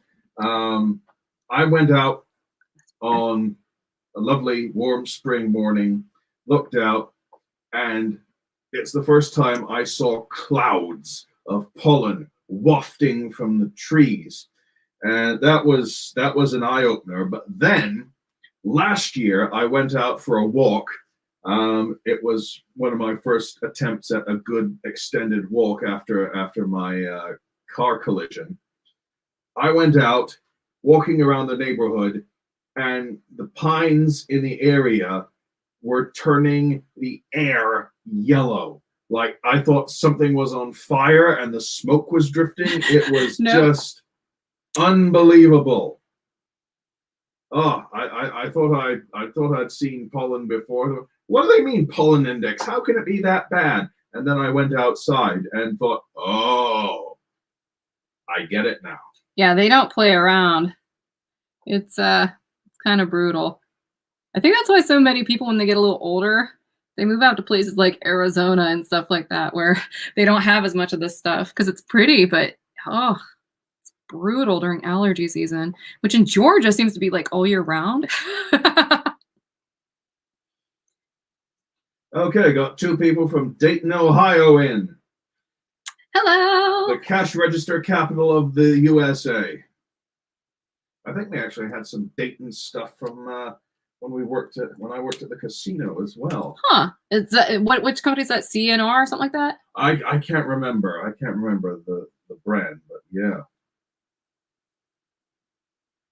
Fantastic. Yeah.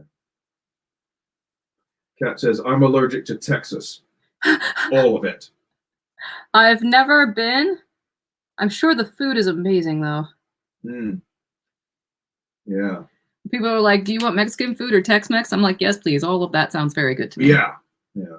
Although I have heard of, certain multi-legged wildlife you wouldn't be so fond of. Like tarantulas. Tarantulas don't scare me as much as scorpions. Scorpions. What about tarantula hawk wasps? Those things are evil. They're scary. I've only ever seen them on the TV. That's close enough. Yeah. That is very much close enough. Yeah, loads of people from Ohio. Bridgeport. Cheryl says, I miss Tex-Mex. Karen says, it's wine o'clock here in London. I'm cooking and watching, listening to you at the same time. Fabulous company.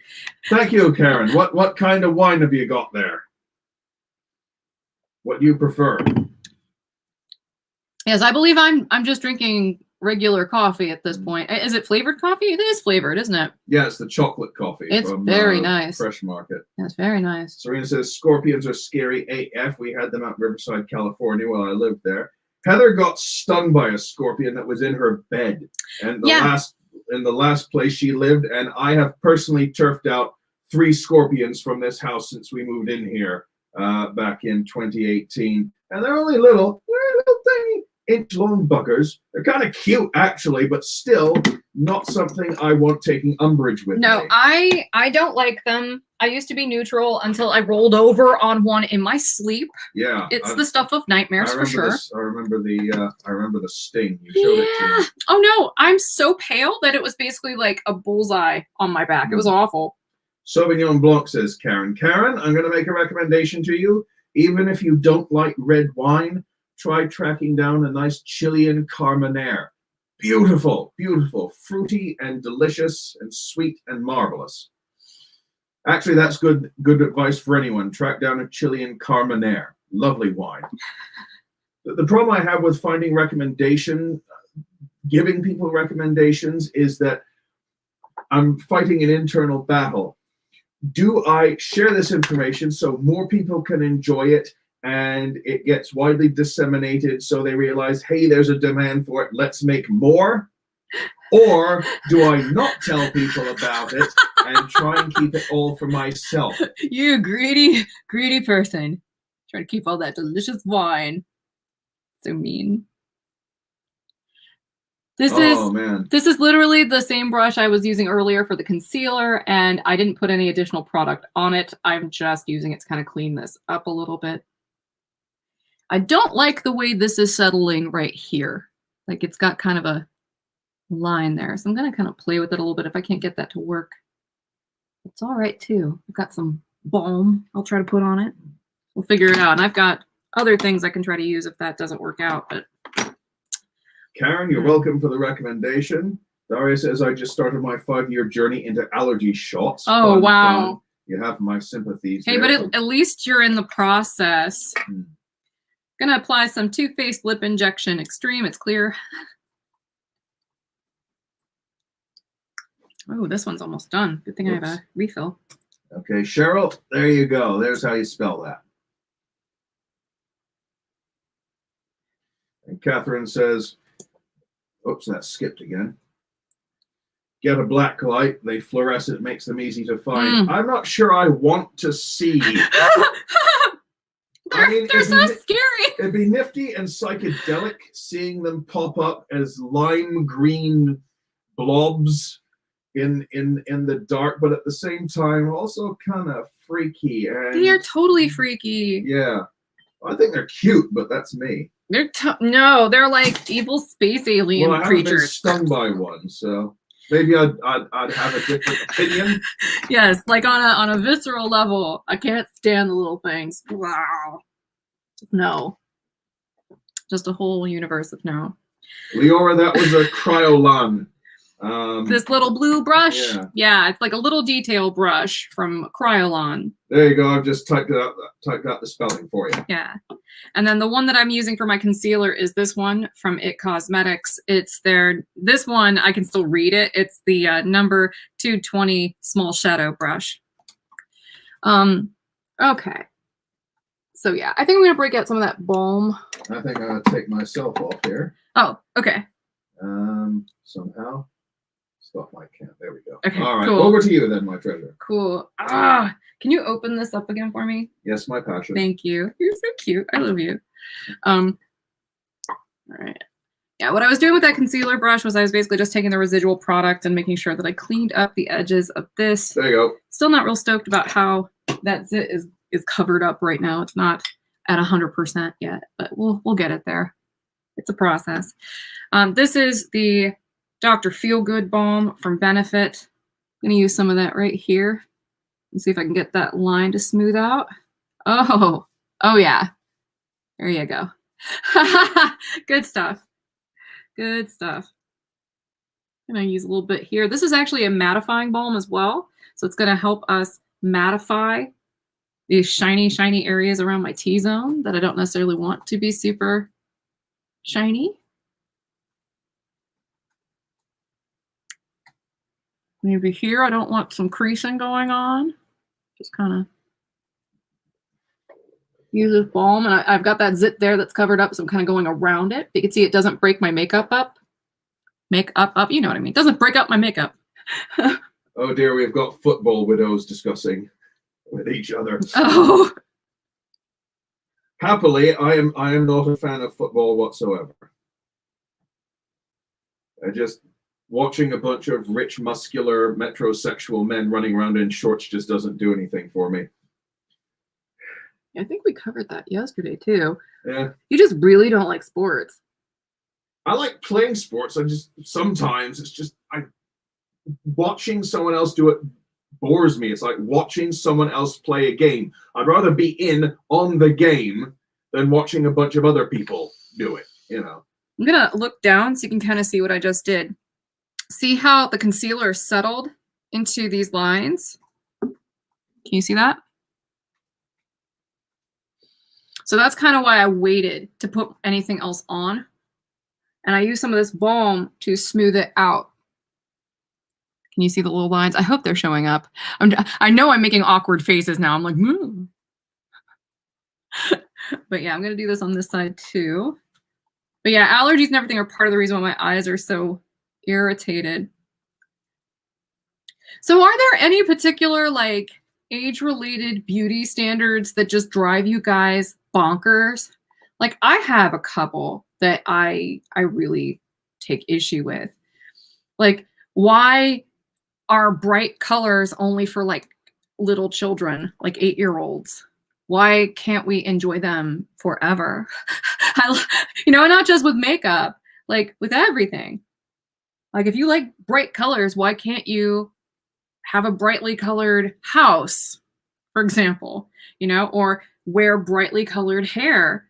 Like, what do you guys think about that? Or are there any other topics adjacent to that that you would like to talk about? Well, Leanne says, show us your mascara face, Heather. That's the fun one.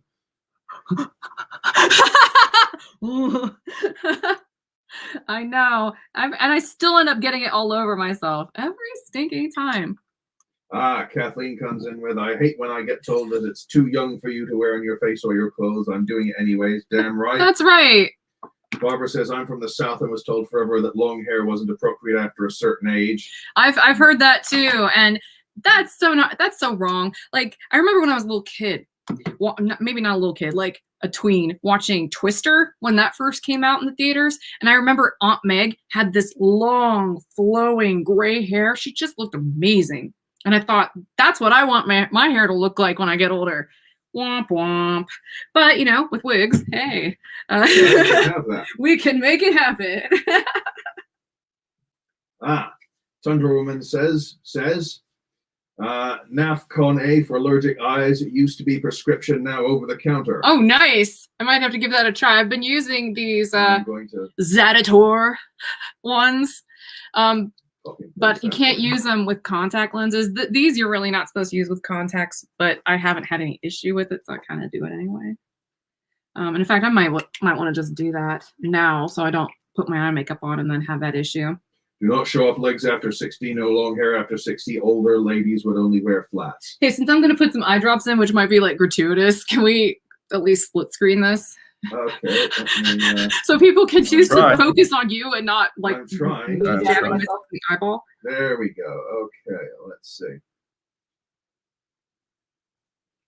Exactly what I want to. Exactly, I want to know where this magical handbook is that says you're not supposed to do things when you reach a certain age. Yeah. Because I never got a copy.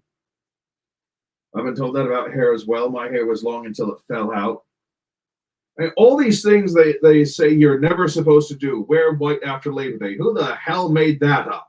Yeah. Who cares? Like some of this stuff just doesn't make any sense. Like, no, I'll tell you what it is, Heather. What it is it's one of those gatekeeping things. Oh, yeah. Are you one of us? If you do this, then you're not one of us. You're NOKD. Not our kind, dear. Sorry, I broke into my personal hell of the third voice. I say, Lovey, Lovey, will you come here over, please? You were so good at that. I'm over 60 and breaking all the rules. Good. Do that. I love it. And you look amazing in your profile picture. I'm 59 and rock my Felix and Moonlit Orchid to work. Yes, good. Thank you. Thank you.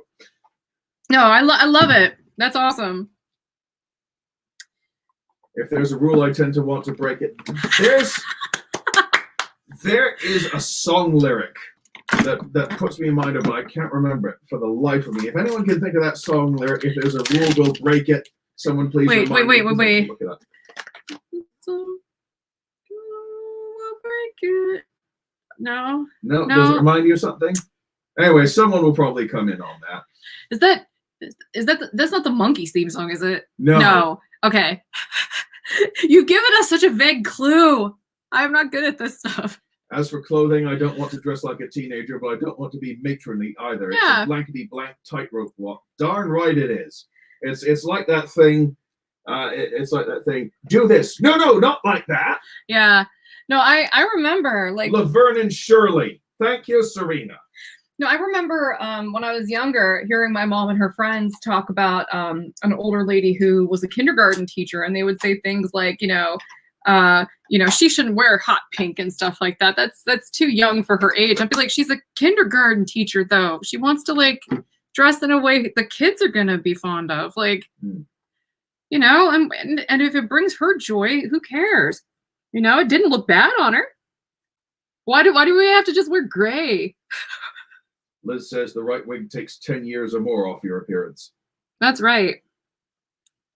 All right. Serena comes in with the lyrics. Give us any chance, we'll take it. Read us any rule, we'll break it. We're gonna make our dreams come That's right. true. Oh, here for a second, I started singing a Mary Tyler Moore song. I should just leave it to you, because... No. Burned into my skull, says Serena. So now I'm setting this with some powder, now that I put that balm on it, just to kind of avoid getting those lines showing up so prominently. This is that Pat McGrath powder that I keep talking about. I use it for everything. This is the Light Skin Fetish Sublime Perfection Blurring Powder. And I'm applying it with a Wayne Goss airbrush. Well, I'll say this, burned into my skull. That's back when, what do you call, sitcom themes would actually be singable songs. Like actual full songs, like The Greatest American Hero had a full song that made it onto the hit parade. So did Friends.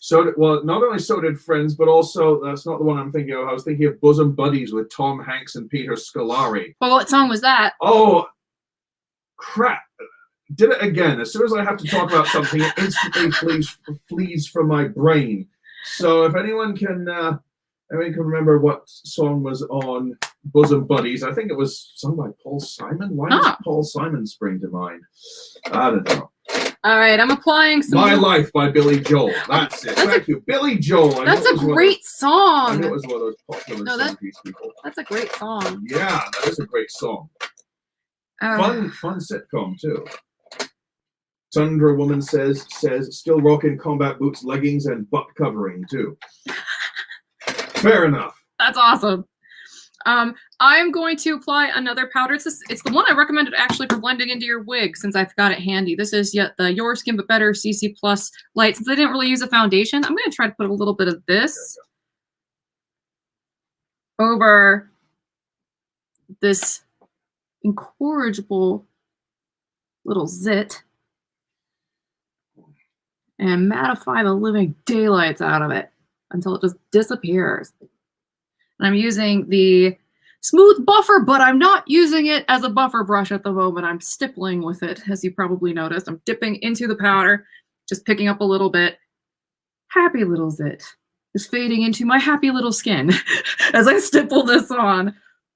Now, I don't necessarily want to control too much of the shine here on the periphery because I want to kind of have some light focus there. Oh, we're going to have to Google that. What? Anyone remember when Chuck Norris tried to sing the lyrics to the Walker Texas Ranger theme? Hilariously awful. Right. Are you looking that up? No, but I'm going to make, not right now, but I'm definitely going to make a note of it.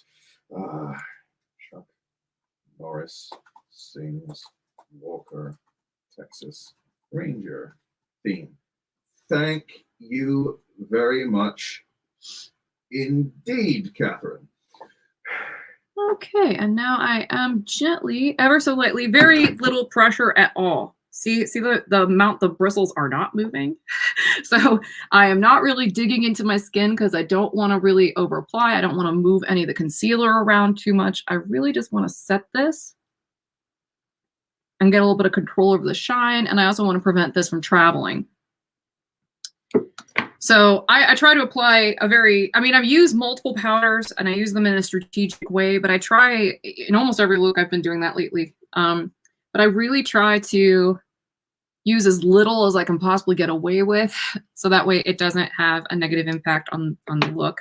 All right, now I'm gonna wipe my hands off. I always keep these little makeup remover thingies, these Neutrogena ones, handy, so I can get makeup off my skin.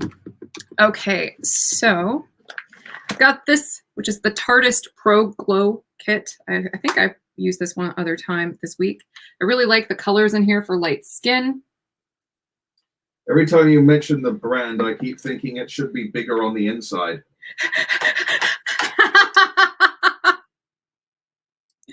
It's got 5 million colors in here. I'm gonna take this Sculpt color, and I'm using, this is the Sonia G Mini Cheek.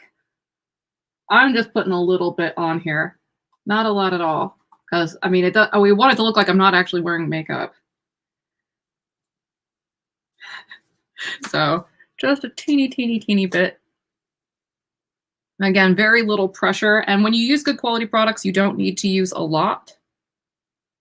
It's always best to go in with a little bit and then kind of build it up.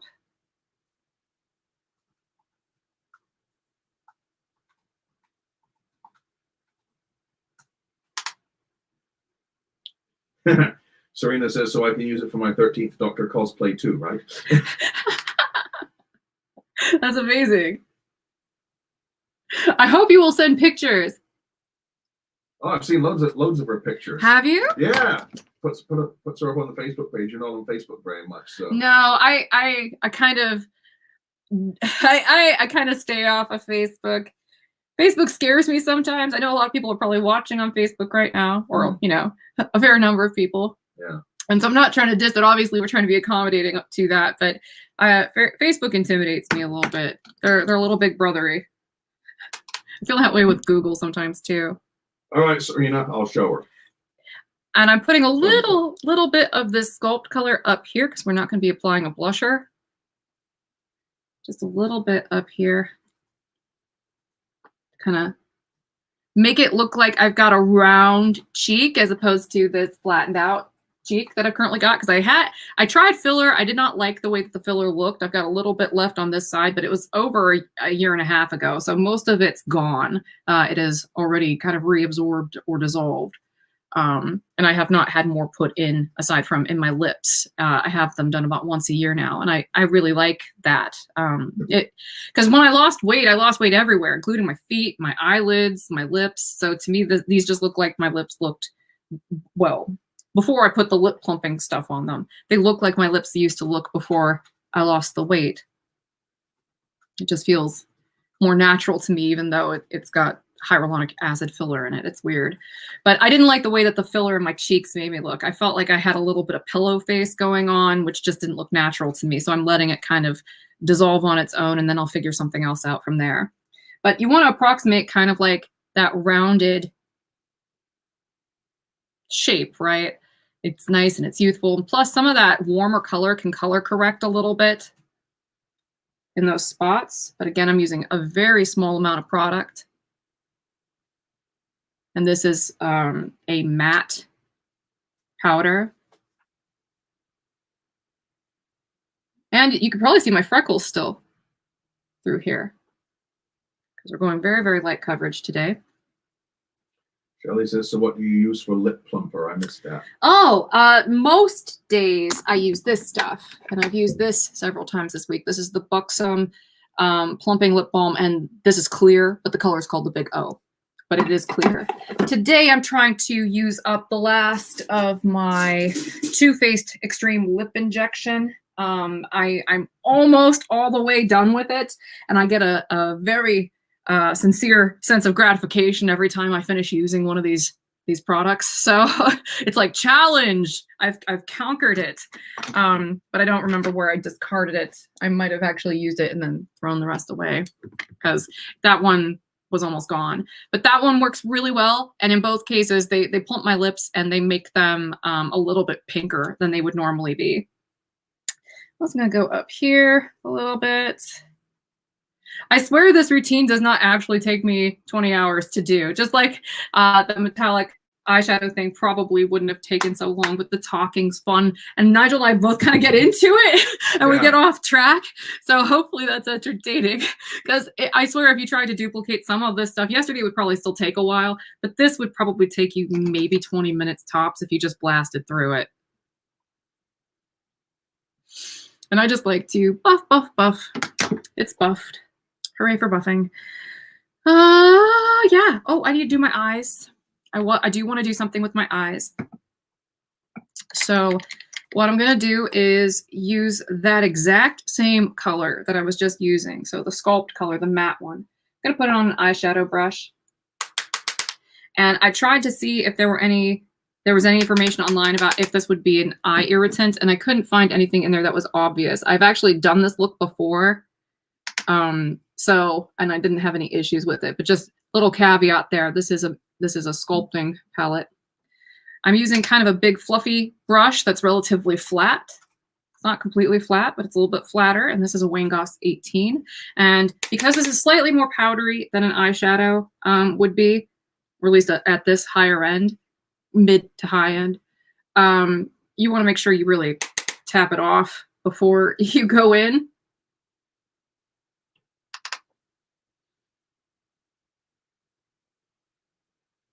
And I'll do one at a time so you can kind of see what I'm doing. But I'm basically also going to go up here, still with the same fluffy brush.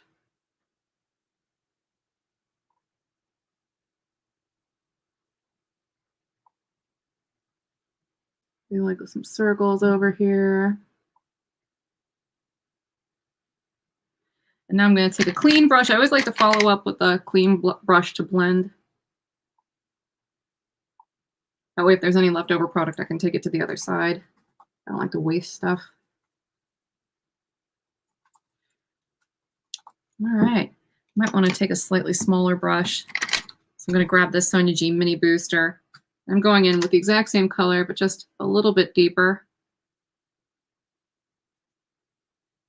in the crease area.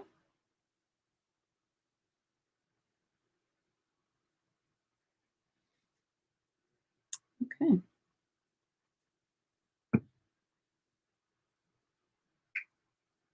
All righty. Trying to think of which one I want to go with. I think I'm going to go with this lit color, which is right here, which is kind of like a highlighter shade. But it doesn't have any obvious glitter in it because I don't want obvious glitter, obviously, because that wouldn't look very natural.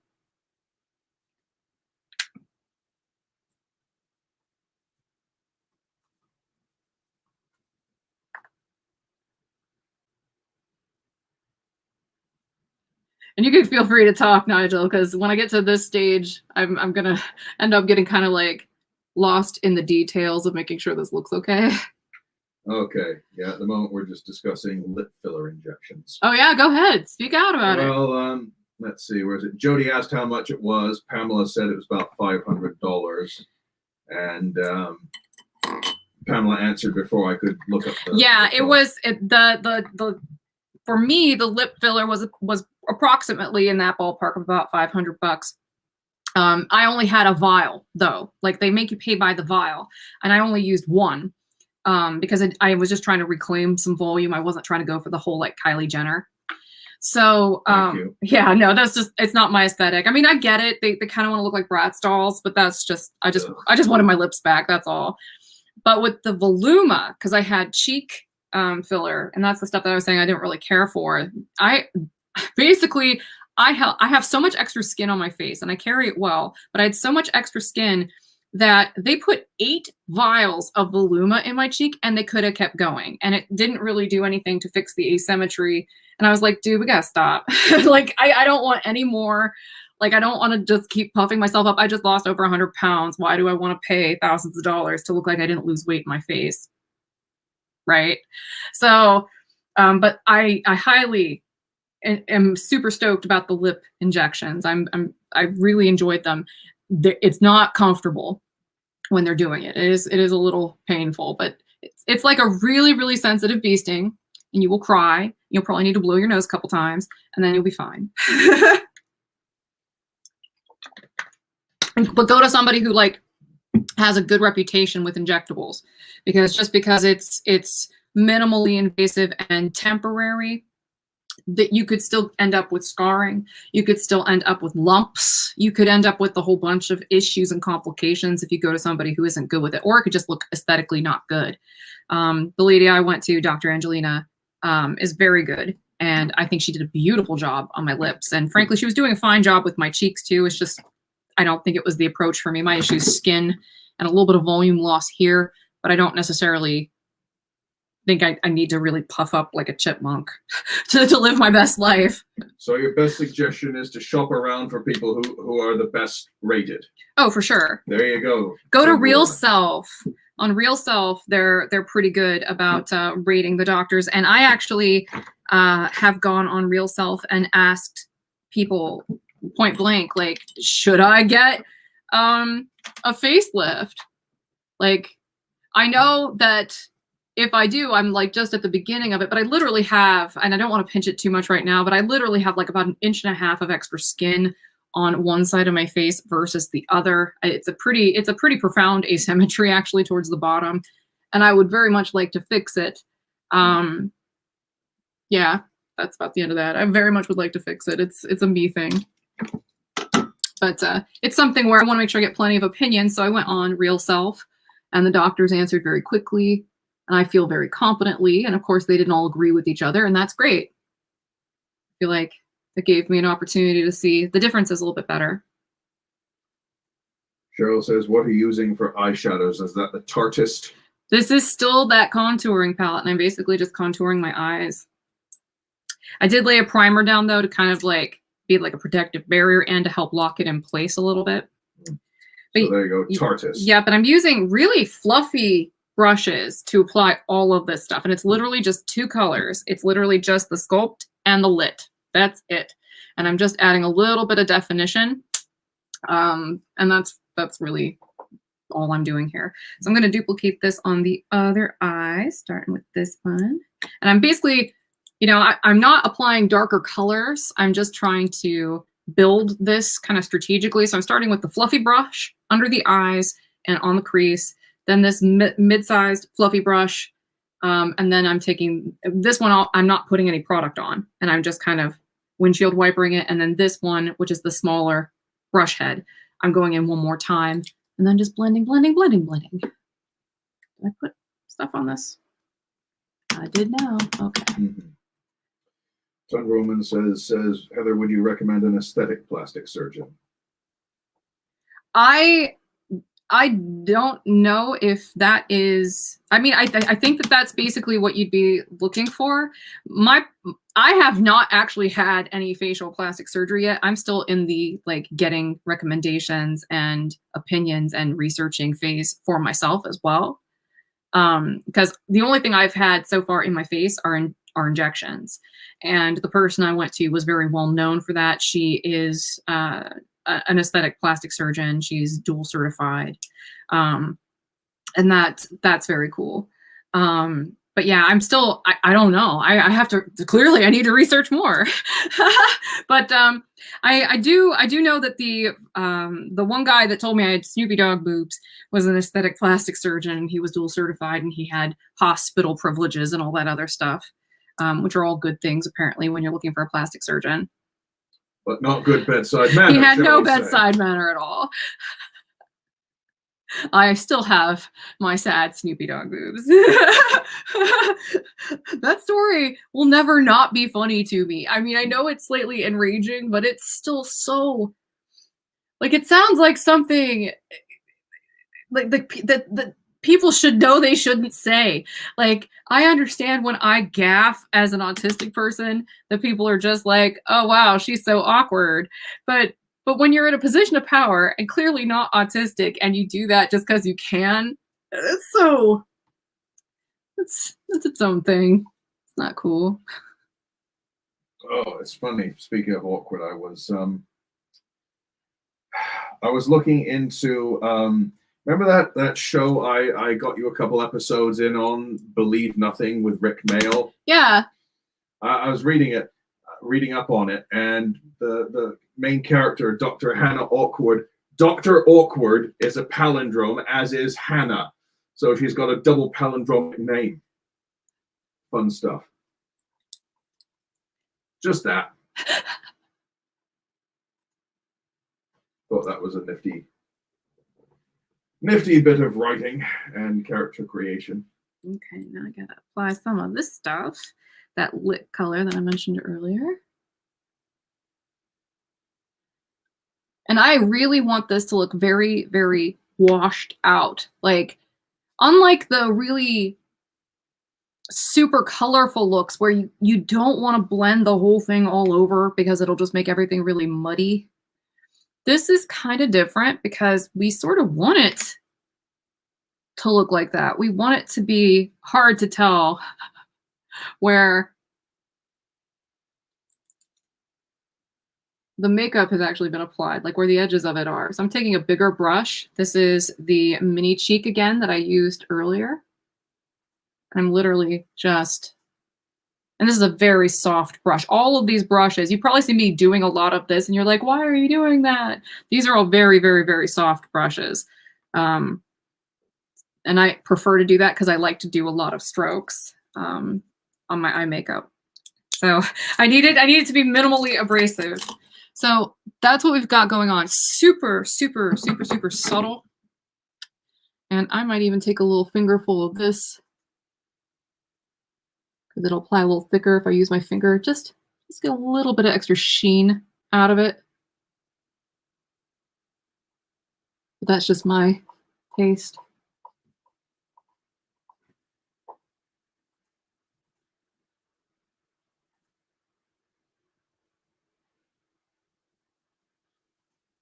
And then I'm going to use a little bit of that same color, that lit color, under here. It doesn't have like a super duper sparkle to it. If anything, it's almost like a very, very faint shimmer with a slight gold tint, which is really great for brightening.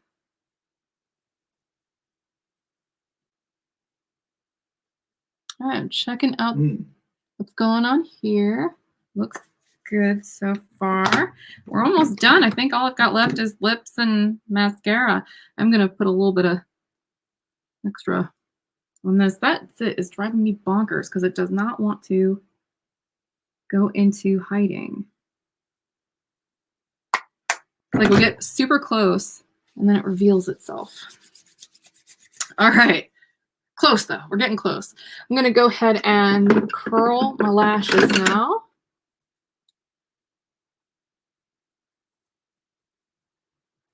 Nigel, Yeah. you want to take over a little bit? All right. I'll see what I can do here.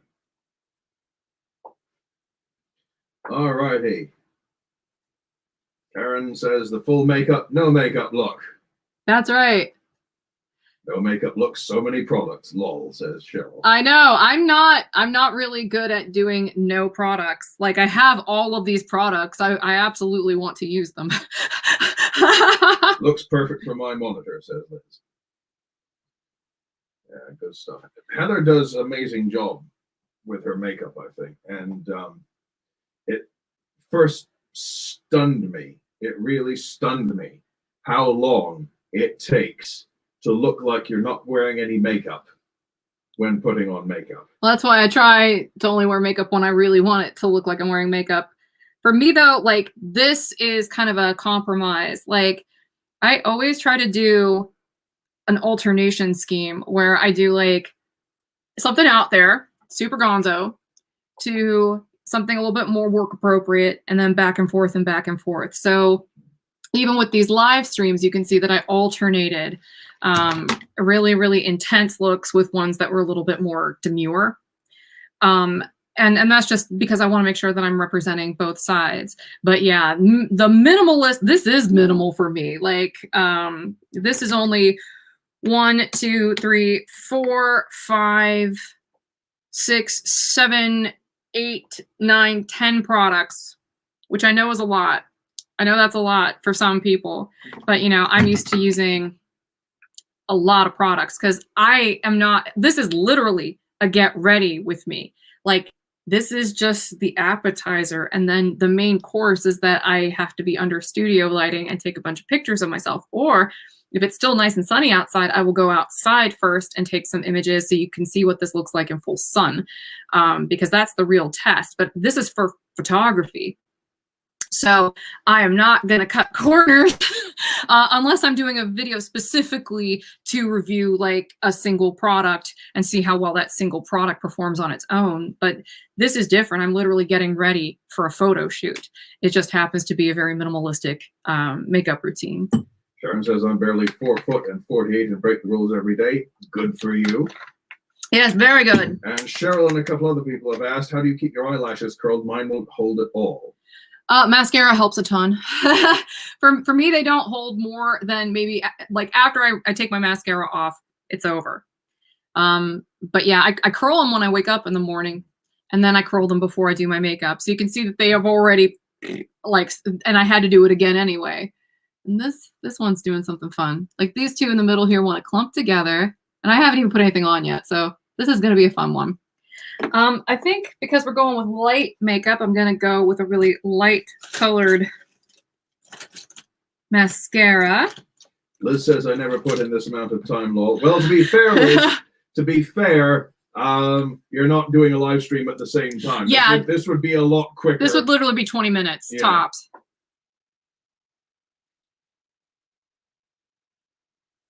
Karen says you have the perfect face for showing makeup looks, and every time I throw up a comment, it covers exactly what you're doing.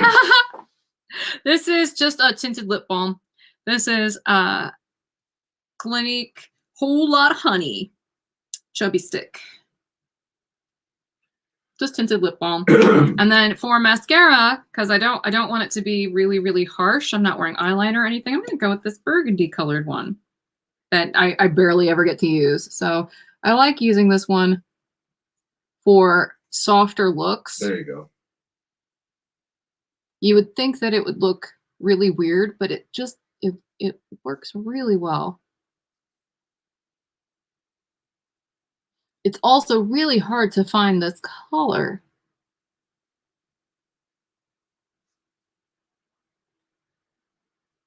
Like apparently it used to be really popular back in the 90s. And it's just gotten really, really hard to find. But it doesn't look as harsh as like a black eyeliner would. Just gonna grab a little brush. Just an extra little clean brush. It doesn't matter what it is, as long as the head is small. Just want to make sure that I don't get any on my eyelid.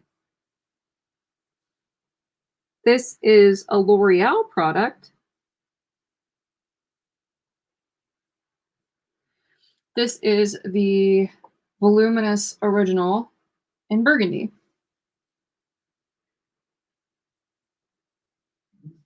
I might put 2 coats on.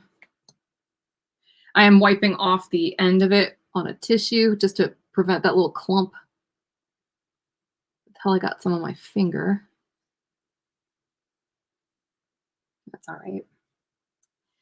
All right, Nigel, you want to take over a little bit, honey?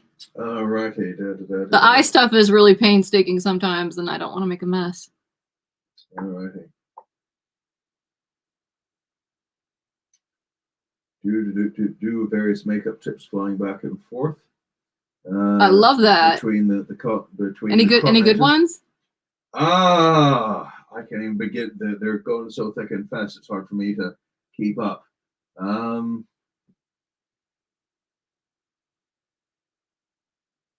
Barbara says, I'm flashing back to high school when every girl had blue mascara. I have some blue mascara. I have a Dior Show blue mascara. But I like navies and midnights more than like the bright electric blue. I say that, and I just had like a rainbow eyeliner on yesterday, but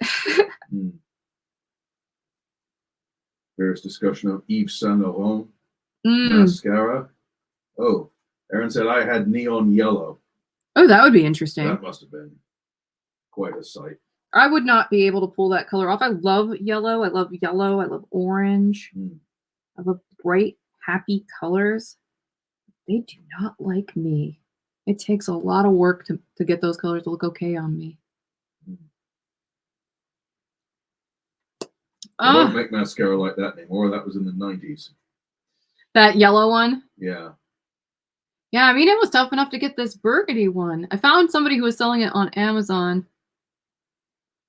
It works just great. Yeah, now I'm going to use some setting spray and then we're all done. Is it? Well, Liz says Yves Saint Laurent makes the dark red mascara. Ooh, I bet that's pretty.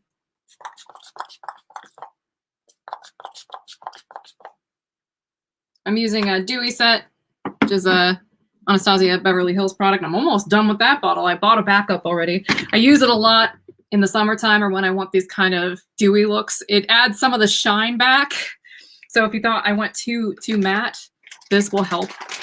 But it will also do so in a way where it kind of helps those zits fade back into the background more instead of calling more attention to them. As long as we mattified them and covered them up sufficiently before applying this, we're golden. And you'll know that when I go outside a little bit later. Maybe share some of those images at another time, maybe on Instagram. What were you laughing at? Yeah, there's a reason they don't make those colors anymore. They look terrible on everyone.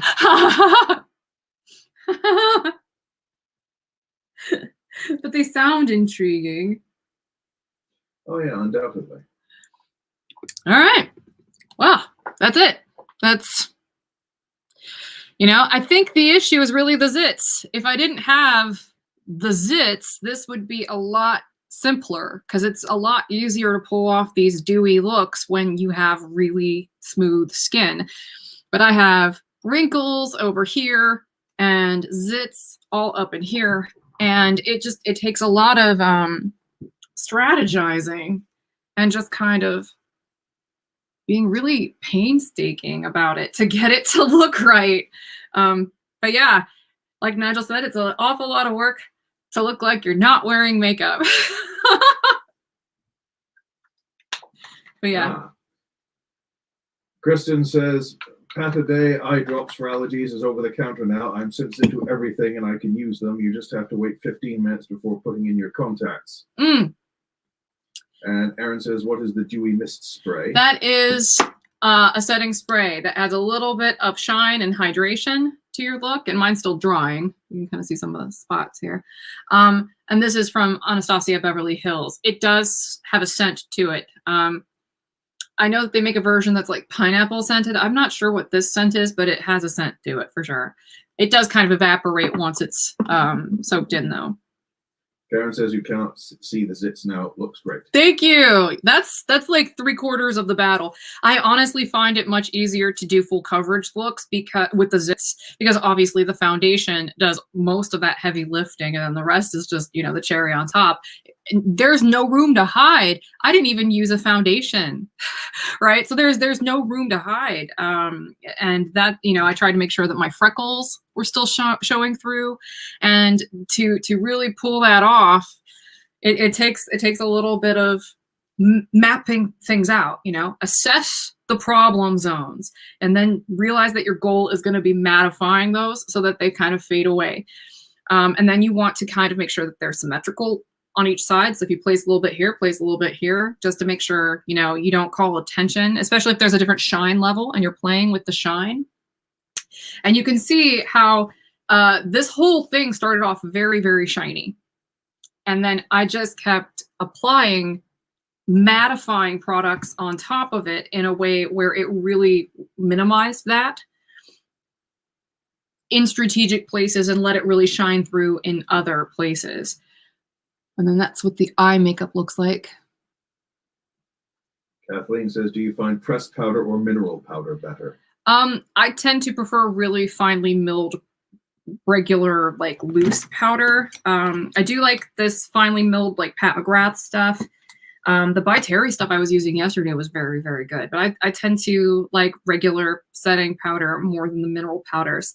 I have used mineral powder foundations and they do work pretty well, but my skin is quite dry in some places. And I find that I have difficulty with those mineral foundations if my skin is behaving that way. So I usually stick to the liquid products because they can be a little bit more forgiving on the dry spots, which get bigger over time, it seems. Like it used to be just like certain places like down here would get dry and up here would get dry, but now it's like coming inward where everything's dry except for like just this general mess here.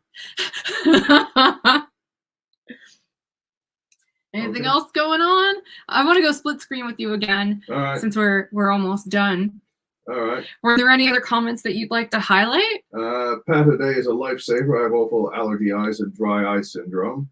Yeah, same. I have tear duct plugs, and so but you can see that drop I just used, the Lumify, did a great job, just great. But with the allergies and the contacts and the makeup and everything, I feel you. Like you need something. So I have like a whole bunch of drops just sitting next to me, just in case. Even when I work, I have like a little basket with drops in it. The struggle is real. This says mineral powders are good for mattifying. They're too dry for me as a base. Yeah. Kathleen says my skin is very dry, so I have to use thick creams. Yeah, and a routine like this works really great on dry skin. I still have a lot of like scaly stuff going on here on my nose. And I had that yesterday. And just, you know, being really gentle with how I applied it and using that balm to kind of smooth everything down before I laid the concealer on top of it really helped kind of hide that dead skin. And particularly up here, it was a little flaky, and I put a little bit of that balm in there and it completely just smoothed it out. Nikki says I like to glow like a rotisserie chicken or a Krispy Kreme donut. I love it. You know, I still haven't had a Krispy Kreme donut, really. I've lived here in Georgia for 2.5 years now. I still haven't had a Krispy Kreme. I think that's because the whole time you've lived with me, I've been on some kind of diet, though. Yeah, that's true. Yeah. They're not, I mean, I don't think there's a single diet where Krispy Kreme is a prominent feature. I'm sure the Krispy Kreme corporate people have come up with a Krispy Kreme diet. Aaron says not missing anything. I've heard that, and I've heard various things. I've heard that either I'm not missing anything and they're substandard compared to what you normally get, or they're the most amazing thing on the face of the earth, especially when used as a vehicle for bacon sandwiches or something. Or fried chicken and waffle sandwiches, I don't know. That's a thing people do. What? Using Use them as Krispy Kremes as sandwich So- Outsides, yes, I've heard that. How do they do that? Do they cut them in half? I have no idea. Or do they literally use 2 donuts? This is America. I don't know where the limits are. I don't know. All I heard of is donuts as a sandwich outer casing, and I'm like, no, not unless there's custard in there. Man, I swear. Liz says, OMG, don't get started, they're addictive. Kathleen says, I miss those donuts. They're no longer in my state. I have made some at home, just a lot of work. And Liz says, not the ones I've had, not substandard here in SoCal at all. Nice. Well, we'll have to have the Krispy Kreme experience with you at some point, honey. All righty.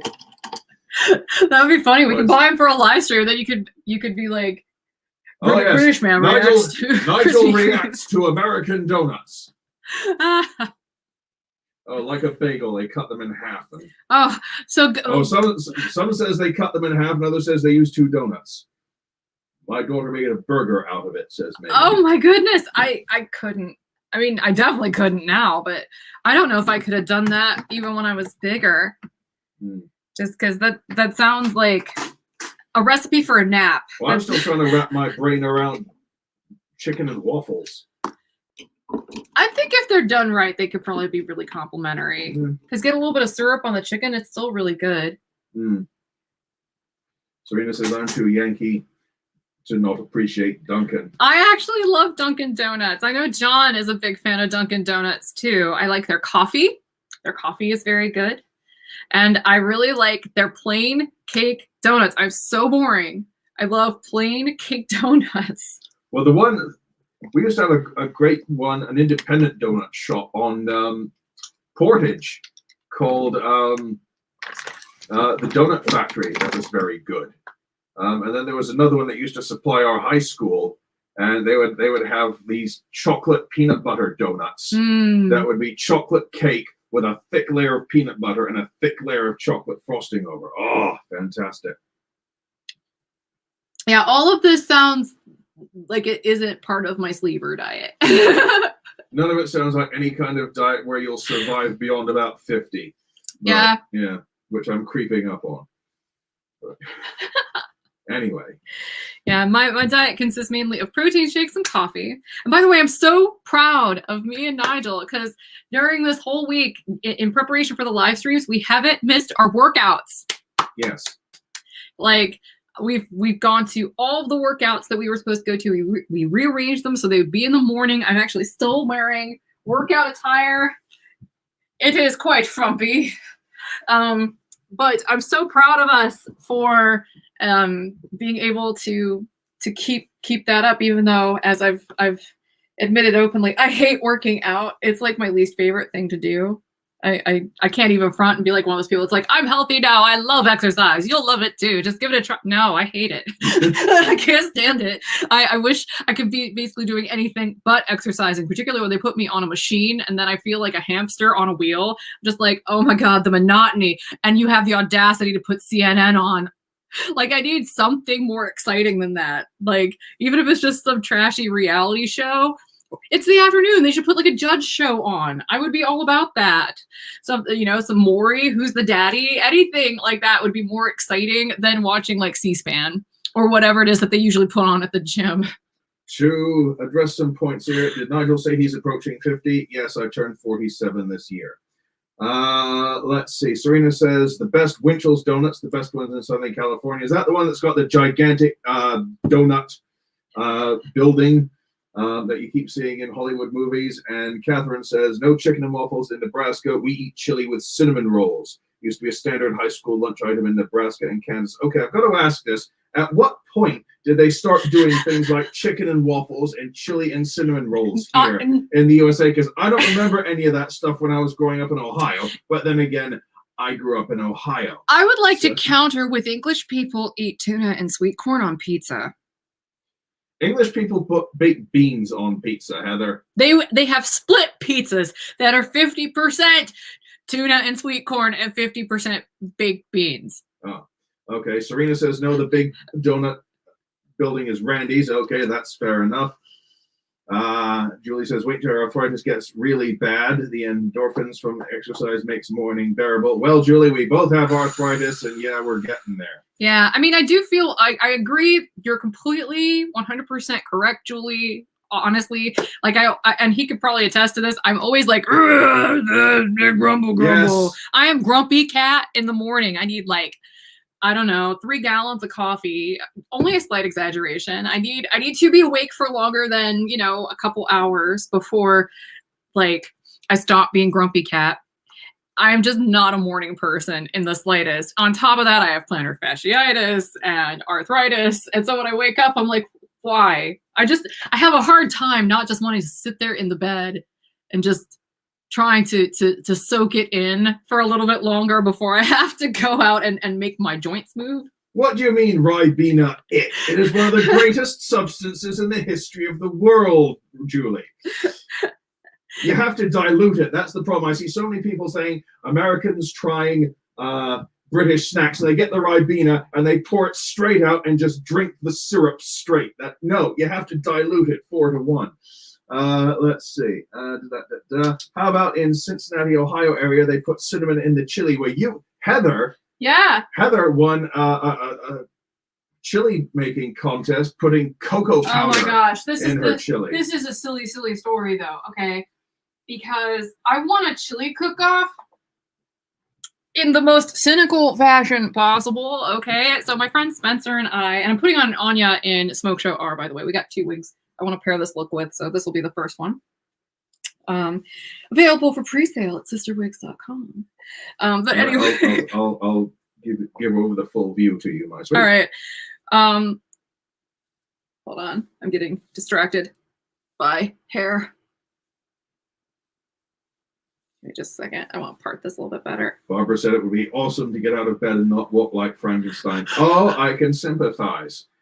In fact, this is true. This is absolutely 100% true.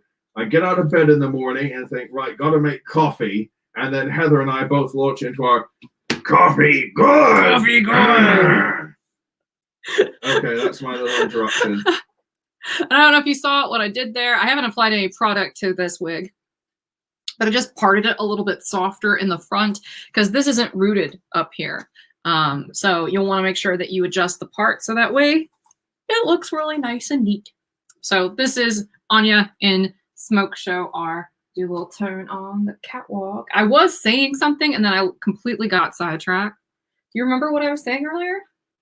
No, I was responding to this about hobnobs and chocolate digestives and stuff. We're talking about food. I know I was telling a story and then I got completely off track. I think the original issue was that I got sidetracked responding to Julie and saying, yeah, she's right, because the exercise makes me feel a lot better, though every time I go in, I'm resentful of it. Exercise bad. Yeah, the Anya wig is on pre-sale right now, and for a couple of the colors, they have sold out in the first run, and so we have a second run ordered that's coming in August. The first batch of all the colors is coming in May. And so there are some colors that have not completely sold out on their pre-sale, and those are still going to ship in May. So just so you know what's going on there. But we do have a second run already ordered and already in production. It's just they were ordered a little bit later based on some of the feedback that I was getting on the live stream that I did where I showcased all of these. There was a lot of interest in some of the colors, so we ordered a second run of those. And the ones we didn't order a second run of, we actually turned off people's ability to order it once it sells out. So that way we could keep track of all those pre-orders. Catherine says you're winning a chili making contest. That's it. Okay. Thank you. All right. So I was a vegetarian for a really, really long time. And so I knew that I would win this contest, basically, and my friend Spencer was helping me because he was not a vegetarian, so he was my taste testing buddy. And he had some really good ideas that we also used in the chili, by the way. So it was kind of like a, I'd say 75-25 project, 75 me, but he contributed quite a bit. And he was the taste tester, which is very important. So I was like, right, we need to put a lot of meat in here. We need to put, a variety of beans that throw people off guard. We need to put some caramelized onions in here because people like sweet stuff, and we need to put the hottest peppers we can possibly find in here. And if we do all of these things and put some chipotle peppers in here too, to make it kind of smoky, we'll get smoky, sweet, hot, greasy, all of the things that people look for in naughty food. We're going to put it into a single batch of chili. And the thing is, I won a chili contest without ever tasting that chili. I did not taste it at all. So, but you put some cocoa in there. Yeah, we put cocoa, we put cinnamon, we put peanut butter. It was basically a dessert, but it wasn't, you know, because we put such hot peppers in it. It had 3 different kinds of beans, and we didn't get them out of a can. We did it the way where you get the dehydrated beans, so it has that pure bean flavor without having all the tin flavor. It was a lot of work. And then we stuck it in a crock pot for what seems like an eternity. And then we actually chilled it for 2 nights in a row. So we did all of the textbook things that you're supposed to do with the chili. And it was magical, apparently, because it was gone. Like it was at a church that we both worked at the time. A Methodist church in Hudson. So if you live in Hudson, Ohio, you've probably seen the church, one of the churches I used to work in. But yeah, I won that church's chili cook-off with the help of my friend Spencer without ever tasting the chili.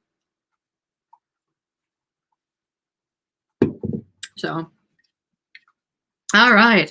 I think I'm going to go ahead and put on the one in Cocoa Swirl that is behind me so you can see what that one looks like too. But I wanted to show you that, you know, if you do a natural looking makeup routine, and you put some of that color in there, right? Like I put a little bit of cheek color in here, you won't look quite as washed out. And in fact, I look much less washed out with this on than I would probably have looked had I not put any makeup on at all. If I would just put this on, it would definitely make me feel a little washed out, simply because I'm used to seeing myself with really dark hair or really brightly colored hair. And it's a real, I mean, I feel this way when I wear blondes too, though. I feel like I need to really make sure that I have makeup on, or else I feel like they just kind of wash me out. But again, that just could be my bias because I'm used to seeing myself with darker hair colors. I'm going to interject here a second. We're getting a lot of product questions and so forth, yeah, and suggestions. Well, I don't want to sound rude because we're getting a lot of them and we can't address them all in one go. And I certainly can't type that fast, but if you've got product questions, or if you want to see a particular color on a particular wig or anything like that, please write into our help desk, support@sisterwigs.com, because they've got all these spreadsheets in front of them that will be able to answer your questions. And if you write in with a request, say like a certain wig in a certain color or something like that, then what they can do is they can keep track of all the requests. And if the requests come in, they say, hey, look, a lot of people asking for this. Let's make it for them. That's the best way we can keep track of who wants what and how popular something is. Okay, so I'll write that down again. Support@sisterwigs.com. There you go. Oh, did I spell that right? How yes. does the back of this look, honey? Well, let me see. That looks fantastic. Okay, good. There you go. Well, I know a couple times during live streams, I'll have like the tag sticking out or something like that. I'll be like, I look so pretty. And then I watch it in the replay. I'm like, oh gosh. Total amateur hour. Womp womp. Oh, my various gods, you look stunning in this color and style, says Serena. Thank you. I feel a lot more at home in the darker colors. Shannon says you look beautiful. Thank you. Yeah, I love this color. It's kind of like our chocolate icing, but if you made it warm, it is a warmer. That's the brown color. That's the chocolate. No, this swirl. is the cocoa swirl, which is in cocoa. Yeah. Swirl. So it's kind of like I said, it's a bit like the chocolate icing, except the highlights are definitely warmer. And the base color is more like an 8, which is already going to be warmer than the base on the chocolate icing, which is a 6. So you can both see they're both medium browns, but you know, this is definitely a gold-based medium brown that has kind of like a caramel brown highlight and a medium golden blonde highlight on top. So and they're small section highlights for the most part. So really, really pretty on a textured style like this. There you go. I keep forgetting to toggle it right. I gotta back sit here. up so people can actually see. I'm such a chronic sloucher. Is it light? Yes, Kathleen, it's lighter than chocolate icing. Yes, it's a little bit lighter because the base is an 8. Like I said, the base on the chocolate icing is a 6, and the base here on the Cocoa Swirl is an 8. So it is kind of like the difference if you're used to other brands' colorations. It's kind of like the difference between like the Amaretto and Cream from Envy, or like the Chocolate Frost from Noriko, and like the Java Frost, maybe. I mean, none of these colors are exact doppelgangers for each other, but it's a little bit lighter. You know, the Medium Brown by Envy is gonna have actually that's gonna be warmer than this, but definitely more in the chocolate brown family than the chocolate icing, which has like a definitely cooler tone to it. So yeah, that's about it. I think that's it for this particular live stream. Are there any topics related to beauty standards that we should pay attention to for maybe a follow-up live stream or something like that? Like I'm interested in perhaps doing this here on the main channel about once a week. If that's something that you're interested in, let me know in the comments, particularly on the replay. If when the replay video goes up, if you leave a comment on there, you know, that would be very, very helpful to us. It helps us show the YouTube algorithm that people like this content, and that it should show some of our subscribers the content.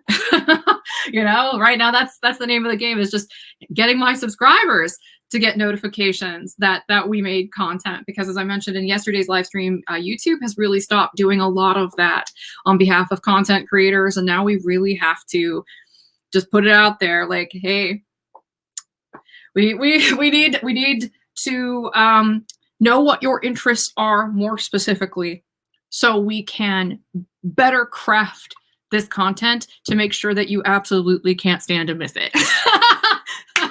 So I guess it's got a benefit to it, right? Like it forces us to do that extra work and figure out what it is that you want. But it also means that, you know, in my case, I'm really bad at inferring that stuff. I'd rather just ask you, what can we do to, you know, bring you content that you would like to see here on a weekly basis in a live stream format. Let us know that, upvote on each other's recommendations if possible, and that way the cream will rise to the top. They'll sort by top comments.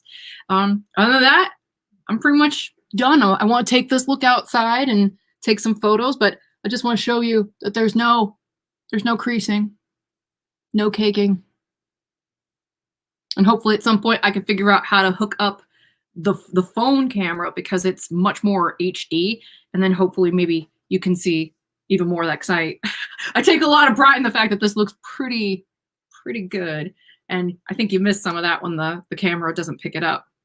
Okay, then. All right, well, I'm gonna put you back on the screen, honey. All right, hey. Can you turn your camera on? There. There we go. Okay, so I just want to say goodnight, everybody. Yes, and indeed. you look like you're about to do surgery, like a surgeon. Hey, cut me for the very first time. Okay, I love you guys. We will see you on Saturday, hopefully at 6 p.m. and have a wonderful weekend until then. Yeah, thanks for dropping by and sharing some time with us. Bye, everybody. Later.